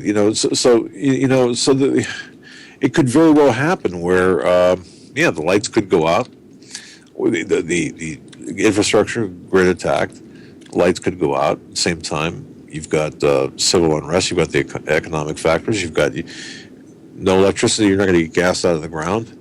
You're not going to have food at the grocery stores because no gas, basically. And one way or another, they're going to take us down. It seems like their plans are they're going to follow through one way or another. Right. Exactly. And now they're saying, give up your guns. Now, really? I don't think so. But so, but very good. So now they go on to Plan B and Plan C and Plan D, and they realize the resistance here is much too great. This is a gun-carrying country, and I'm sure that they realize that the opposition is pretty strong in terms of giving up the guns, so that's not going to work. So they're going to have to go to Plan B, I guess. Indeed. Is there anything else on your mind? Nope. Great call. You guys have a good night. All right. Thanks so much for the call. God bless you. Yeah. Bye-bye. Bye. Yeah, Rick has the news. Wow. There are definitely sleeper cells in this country, Iranian sleeper cells. There are Russian troops in this country that are up to no good, or foreign troops, I should say. Well, I hope there are as many Christian sleeper cells ready to battle spiritually against, this evil. And I know there's many prayer warriors out there. Steve talked last night about intercessors and the power of prayer and how that affects people, and all the people that were praying for you when you were sick. And I got those messages, tell your dad I'm praying for him and your family. And it works. It does work. More than people would ever, not people, but most people really believe the power of your faith, the power of believing in the power of your faith. It holds weight, and much more weight than we could ever understand in our minds, our human minds. But like I said yesterday, I think I was off air. Maybe, it's amazing sometimes. Picture this: picture the flood waters on a house, and a husband, wife, and then 2 kids will sit on the roof of a house, and a helicopter flies by, and a guy yells down, or Coast Guard or whatever yells down, and says, "Hey, you need help?" And the guy waves off the helicopter. "Nah, God will save me." And then a boat kind of goes up toward the roof of the house, where the family's trapped. And the Coast Guard says, "Come on in, boat. We're here to save you." And the guy says, "No, that's right. God will save us." And pretty soon the water envelops the house and the family drowns. Well, what's the moral there? Well, yeah, God will save us, but God will save those who you just turned away two things. Of course, that was God trying to save you. So He'll open the door for you if you ask. Well, and you have to can't be turn able away. to discern that the door is open for you. I mean, it's not just very cut and dry as people think. No, I understand that. But what I'm saying is, you can't wave away help, thinking that there's going to be a miracle that's going to save you when the miracle is that helicopter or that boat ready to pick you up. But that's all I'm saying. It's something you recognize it for what it is. But yeah, it's going. All right, we're going to go to area code 615. You're live on the Hagmann and Hagmann Report. Hi, Joe and Doug? Yes, that's us. Hello? Yep, how you doing? Hi. Sorry. You sound perky. Hi. Guys, this is Dana. How y'all doing tonight? Good, Dana. Good. Listen, something that's been on my mind, and I think it's been more from listening to Alex Jones quite a bit, really. The thing that he has really brought to my attention is to pay attention to the words that these people, Obama, the government, these politicians, to pay attention to the words that they're saying. And that's really kind of gotten embedded in my brain, so much so that I am finding myself paying attention to the words, now to the point where I'm starting to feel like I'm thinking conspiracy thoughts, possibly. When Obama signed these executive actions, there were 23 executive actions. So I went to Wikipedia and I looked up what executive action meant. And it actually talks about assassination attempts. It talked about the movie executive action. So I read this and I looked up the word executive order. And I see that there's 2 different definitions here for both. There's 2 totally different definitions. And then I noticed 2 days after he signed these executive actions, the guy in Bulgaria with the assassination attempt on him took place. Right there, you know who I'm talking about. Right. And he was the leader of a Freedom's Right convention thing going on there. And I thought, whoa, okay. And then later on, a few days later after that, I see Joe Biden giving his speech in front of the Iowa State something or other, and he does this slip up grateful to be president or something to that, made himself look like a clown, basically. Right. And the whole room was laughing, and he had the Secret Service guy whisper behind him, you're the vice president, hello? So I see this, and then, was it today, I see this other so-called target of assassination of this Venezuela guy, and I'm thinking, wait a minute, I'm putting two to two together here. Is it possible he signed executive actions, and everybody's talking about wait for it, there's going to be a false flag, and your DHS insider had made mention of the very thing of a possible false flag of an assassination attempt on Obama, right? Right. And here we are being... Yeah, I just wanted to make a clarification there. That was that was implied. I want to be careful of the wording there. Okay, right. Yeah, that's fine. We'll go with that for the sake of discussion. Go ahead. Well, I'm seeing like a pattern here. Like if this is what we're being awoken to, pay attention. And I'm starting to now see what the whole paying attention is all about. There's a pattern going on here. And I was telling a friend the other day, I watched the inaugural swearing in just because I wondered if possibly, again, thinking like a conspiracy theorist, is it possible he has a staged plan of his assassination? Biden is already letting the cat out of the bag and saying, oh, it's great to be president. And he's just chomping at the bit, announcing himself as president. Why? Because he would be. He would be. If the president got assassinated or whatever, then Biden would step up, Right. And so I'm starting to see, and so I'm counting these assassination attempts. That's 2 so far. I'm going to count these things out. If there turns out to be 23 assassination attempts that we're going to hear about as the days go on, I'm now going to realize it is about pay attention to the wording that they're using. Because even with the whole 9/11 thing, I think some guy, who was it, the guy who does the show, The Power Hour, he did the documentary called In Plain Sight. And he had said, he made the comment, how do you go successfully about hiding something? You hide it in plain sight. Oh, exactly. In plain view. Yeah. And it made me think, hey, wait a minute. That's exactly, could that, I mean, it wouldn't be unlike them not to do that again. You know what I'm saying? Not to put something out there in our face in plain view, and we missed it. Well, okay, so I'm just thinking.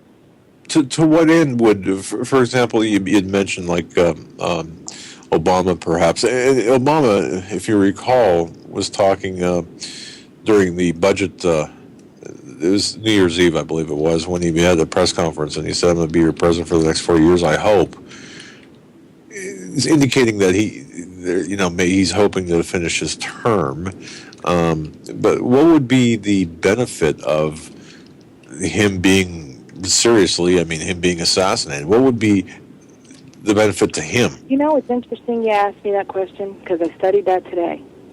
And just like Dr. Chappie here is saying in the chat room about the head, and this is what I looked for. I specifically am looking for him to be shot in the head, like Kennedy was, okay? All right. Think about this. I mean, I'm really starting to see Lincoln. Okay, so we're likening him to Lincoln. Okay, well, JFK was in a what when he got shot? He was in a Lincoln. Okay, so he gets shot in the head, and again, it's all conspiracy in my head, and he gets shot in the head. He seems as though he's dead. He's gone. Biden steps up, but really, Obama is not really dead. He staged his own death. Would any of us really put that past him?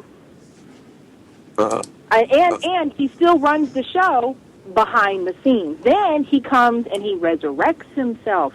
What the mess?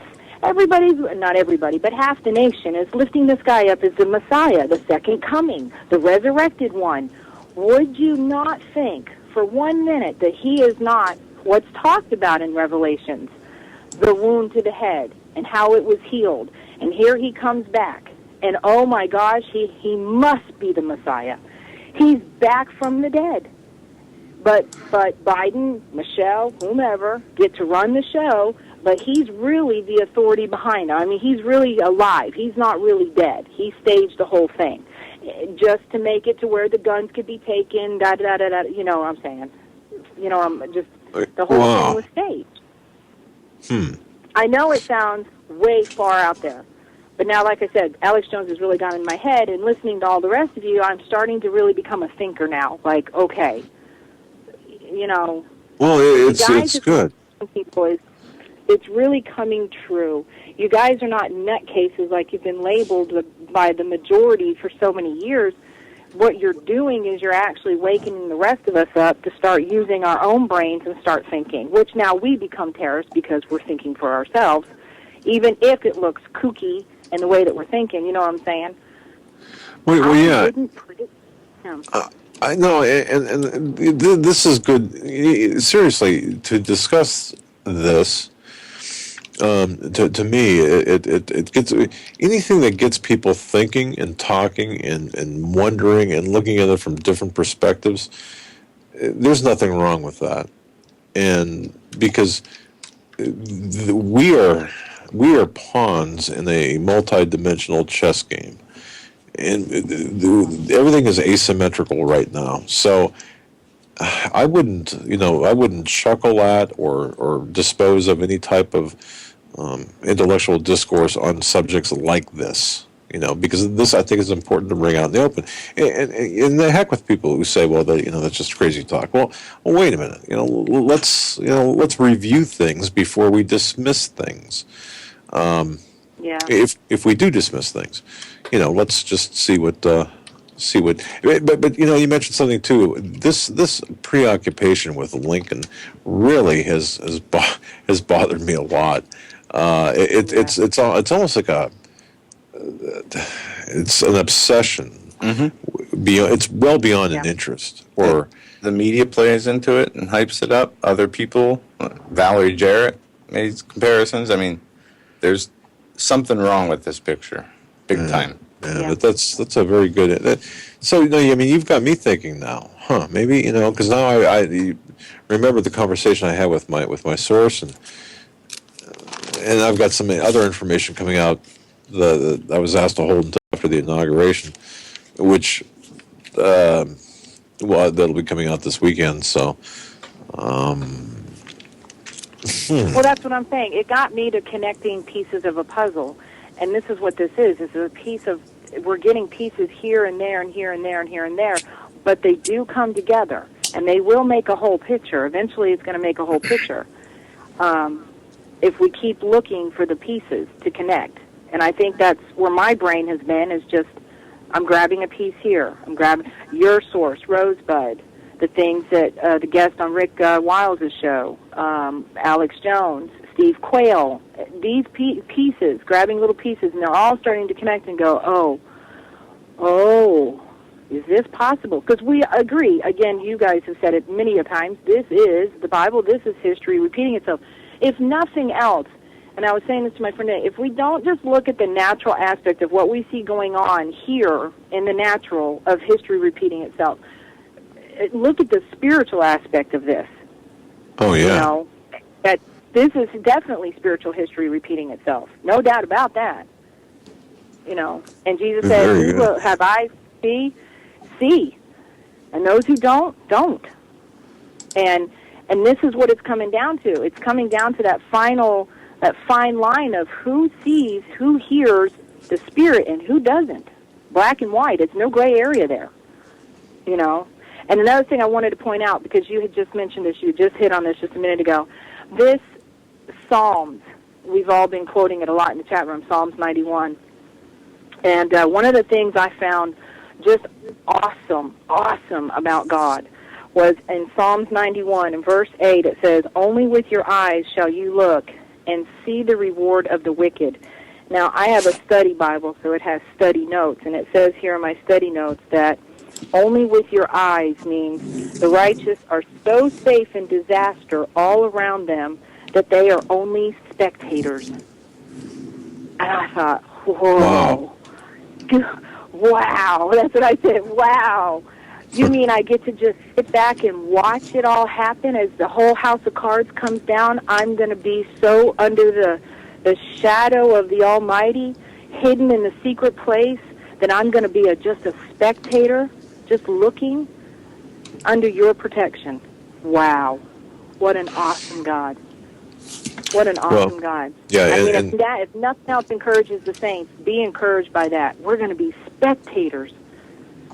well, or we'll be covered under the protection of God, but maybe not as spectators, maybe as participants, but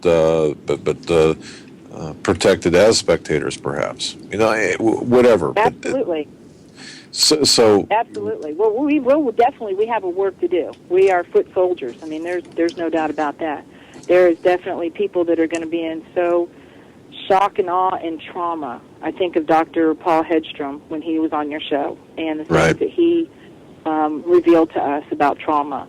And it's actually been one of my heart cries for the church as a whole, the body of Christ, is the trauma and how it will cause them such trauma because they weren't awakened. They're just going around about in their day and whatnot, and when the shock comes on them, when the cards start really coming down, God, we really need to minister to these people, and not abrasively, That just doesn't do any, you know what I'm saying? It's not going to benefit anything.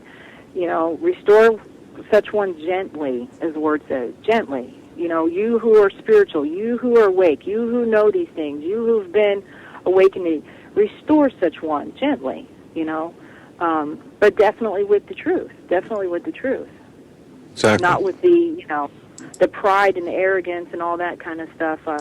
But you're right. I mean, I think it's just so cool the way God is, and I'm just so grateful. There is encouragement. We do have a work. We definitely have a work to do. There's no doubt about that. And I'm excited. I'm excited about the assignment, and at the same time, I'm grieved in my spirit for all those who have not come to know the Lord. I really, truly am praying for a lot of people right now.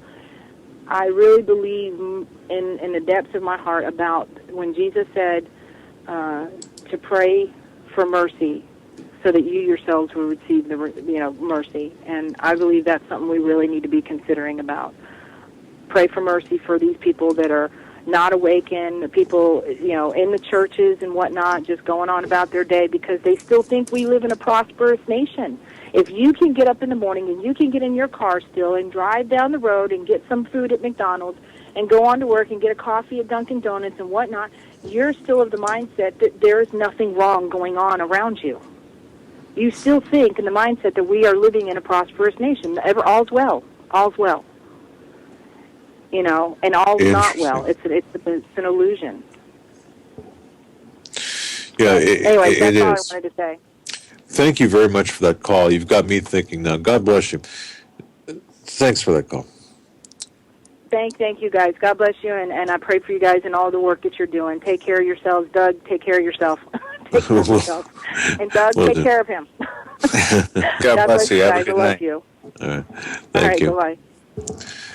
All right. Interesting. There's just, wow, yeah, interesting stuff. And I don't dismiss. I don't think it's our position, or I mean, I think it's our jobs, really, to entertain all possibilities, and let's put everything on the table. And I mean, we do this as investigators too.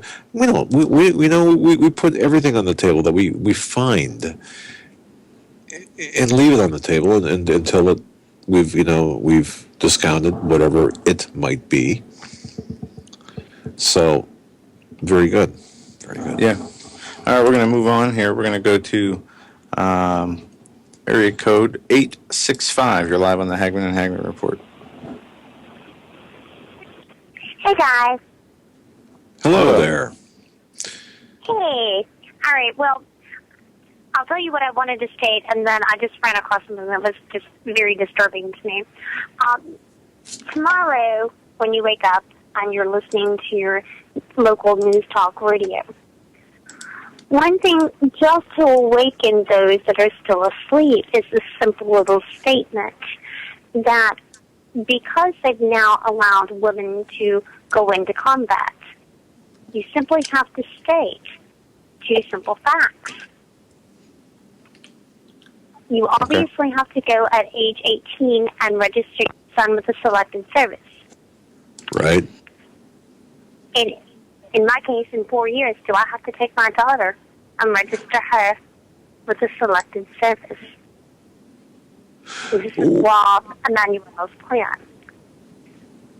I did that today on my local talk show. There were daddies calling in all over the place, stating the same thing. And it's just a simple comment. Daddies, can you stand to go sign up your daughter for war? For the front combat, combat lines. In case of a draft. Right. But that catches their attention, and then from there, the one thing I've learned, you've got to give them little tiny incremental bits of information, or you freak them out.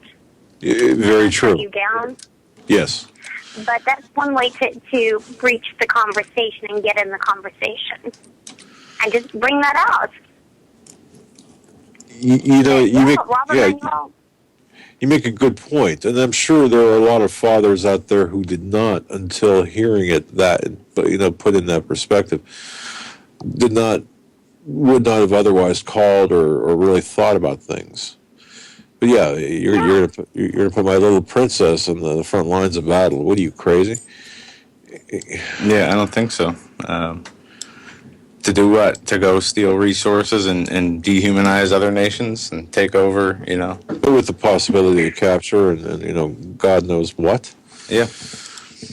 And look at the way they're treated in the military as, already, just being in other positions. Right. So go ahead, Pillar. It's one thing. It's one thing if your daughter wants to do it, okay? It's Right. another thing to be forced to do it. As I said today, if they have a cheerleading squad in the military, my daughter would be great at it. But I don't think they have a cheerleading squad in the military. No. We should take the legislative branch, and they should go on the front lines. And also, I posted in chat here the group, the Obama Christ Church group. They want people to fight for them. Why don't they take some of those people and stick them on the front lines?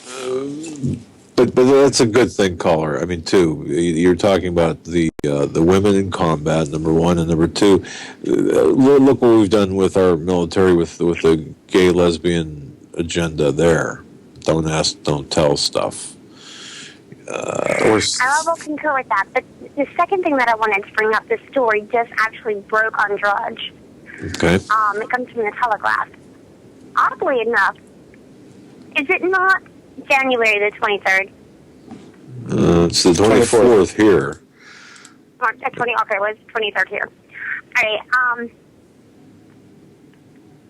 It's very cold, is it not? Wait a minute. Wait a minute, man.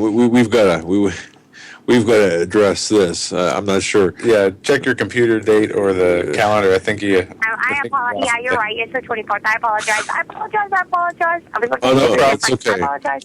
I thought maybe we were wondering what was going on. Might have a different time zone. We just had something. Let me just address this one thing. Is it not cold outside? Oh, in every part of the United States? Yeah. Okay, then why is there a fly on Barack Obama's forehead? Yeah, I saw that. Yeah, it was decided not once, not twice, not 3 times, but 4 times. It's the middle of the winter. I live in the South. I don't have any flies. And if I don't have any flies in the South, I can certainly guarantee that there are no flies in D.C. Yeah, it's been real cold here. It's not a little fly. No, it's a huge fly. I mean, you can tell it's huge sucker. Yeah, and it likes them. I mean, it reminds me of being on the golf course on a hot summer day when I'm sweating. It's in the and I used to play baseball. The flies would gather around your head when you're all sweaty But flies like him. I mean, it says how many times have we seen this now? But so what do you make of that? 4 times. Yeah, they've gone it down to 4. They have 4 times on this Telegraph report. But yeah, I mean, that's almost demonic. It's something, isn't it? Yeah, I mean, it's like I know what you're saying. Like there's something dead in there that the flies are attracted to, or there's something rotten. It's something. Yeah, I don't. It's the middle of the winter. Where do flies come from? I'm beginning to get a better respect for flies because they're trying to obviously point out something to us. Well, you know what? The way he might take care of the White House, there could be, 2-week-old trash laying around gathering, No, that's a little off there. How is that off? Look how he treats the country. What is he going to treat the White House? Could be racist. No, I'm just... Maybe dead bodies underneath there, too. Left over from various administrations in the past. I'm buried in Michelle Obama's organic garden. Yeah. And if I offended anybody with that, too bad. Be offended. Well, I'm going to call Lawrence O'Donnell funny right now, but it's odd. Call her, it's odd, man. Look, I don't know. I don't know. Well, I wanted to address the one lady that just called you. She called from area code 615, so she lives in my state. She was talking about the changing of the language. If you want to listen to some simplistic changing of the language, there's one, instead of taxes, it's now called,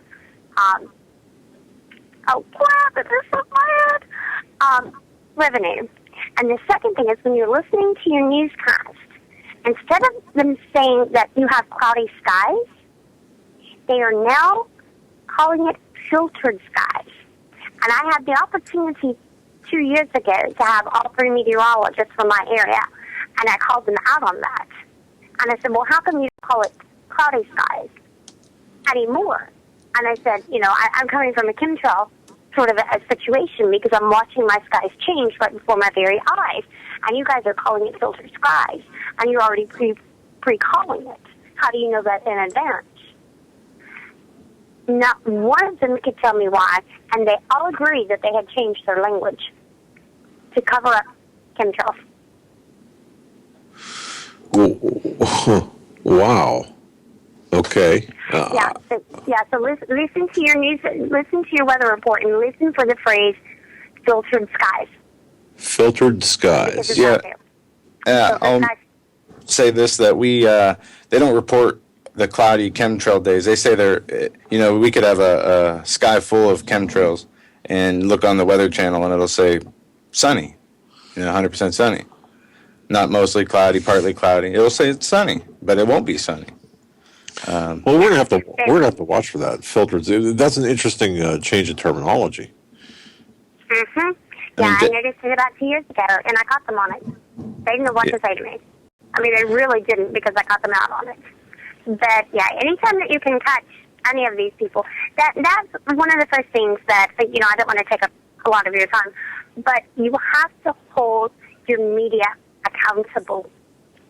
It's what I preach all the time, is put your money where your mouth is. If you're going to run your mouth and you're going to put out this propaganda, then you know what? I don't have to go to your advertisers, and I'm going to let your advertisers know that I'm not going to purchase because you continue to advertise with this particular company.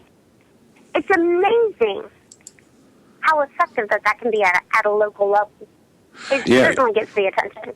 Very much at a local level. With the right amount of people behind the movement, yep. We've seen that ourselves. That's a good thing. It's always been said that these big companies work on such small profit margins that if people were to have any kind of meaningful big action against them, they would ruin them very fast. And if we could do it, across the board, say we decided that we didn't want to, well, Walmart is a big dog all of its own, but if you go after Home Depot, and you say, I'm not going to shop here. I said that too. You can't make me. If you continue to advertise, you continue to, all you have to do is look at exactly what happened at Chick-fil-A and the support that Chick-fil-A got. Yeah, and he did a turnaround, though. You keep saying that. I just haven't seen the proof. I haven't seen the proof of that caller, so I'll show it to you after the show. Well, regardless, that's a good example. The Chick-fil-A, with the support of the customers, it did backfire. So this, very effective policy or procedure tactic, I guess is what I'm trying to say. Very effective. Very good. All right. Well, you gentlemen have a good night. Thank Well, you. you too. Thank you. Thanks for the call. That's very interesting. Filtered skies. Yeah, and it's something I'll look for. I don't know if you saw this. There's an article up. Is there any truth to rumors of a physical silver shortage? And I found this looking for an article I read earlier where banks have been making purchases. Just on the 21st of January, a contract was entered between KGHM, Polska, SA, and HSBC Bank, London branch for silver sales in 2013. They bought $532.6 million in silver. Other branches in London in the past 12 months exceeded 10% of the equity of the company, roughly $1,163 million in silver purchases. Coming on top of that news, earlier this week, the U.S. Mint had temporarily ran out of silver eagle coins, and that the iShares Silver Trust had added 18.4 million ounces of silver to its holdings, nearly as much as the 20.8 million ounces added during all of 2012. Together, these events have triggered rumors of a looming silver shortage. And they go on to ask, is that so?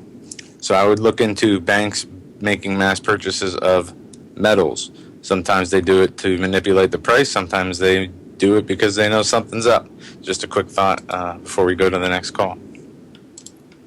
And with that, we're going to go to 305. You're up next. You're live on the Hagmann and Hagmann Report. Hi. Hello. You there? We're here. We're here. Hi. You've got the floor. I just thought I would add another, the girl that called before the last one, I think her name was Dana, that was talking about the Lincoln. Yes. All the Lincoln stuff, the trivia there or whatever. I noticed one more thing there too with the all the mention of Lincoln that we've had for months and months going on. And then I seen that Lincoln was assassinated 42 days after his swearing in for his second term. And 42 days would be March 3rd. And then I started to think about it.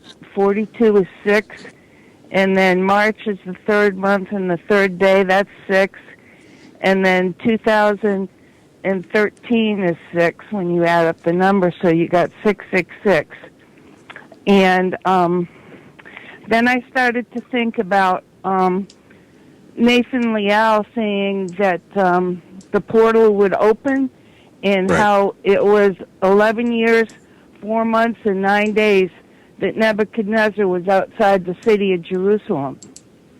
And I started to think about the caller the other night that called in talking about the painting of Nebuchadnezzar in the Masonic Lodge at George Washington Masonic Lodge, and how it lit up with that particular, I don't know, was it ultraviolet light? Yes. Or whatever that lit up the demonic angels. Yes. And I started to think about the inauguration that just happened and how Nathan said the portals would open. And I just thought that was really coincidental with the Nebuchadnezzar connection there. And you know, and then the 42 months with the Lincoln, and the 42 days with Lincoln, and just all of these, you know, so-called coincidences that seem to be going on. And then I started to think about, you know, the United Nations gun treaty, and right after the election, they signed on, Obama signed on to go into the treaty negotiations that are going to be happening in March with Yeah, the the UN. Small Arms Treaty. Yeah, and Yep.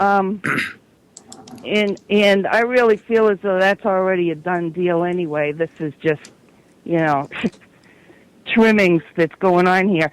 And I started to think that, you know, if there was going to be an attack on patriots in the country, that when would they do that? I would, and it just came to me that it would be April 19th, right after Tax Day.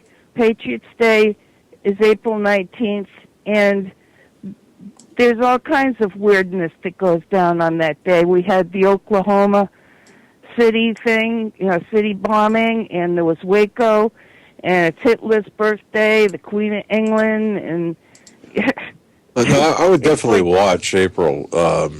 Yeah, it's you know, like it's just a very odd time, and it just seems. And then I started to think about, you know, Steve was talking about the harmonics, how everybody's DNA rings a different, you know, rings to a certain harmonic, and I started to think about the Gwen towers that they built during the Cold War in the country, and how the very top of the Gwen Tower is controlled by the government.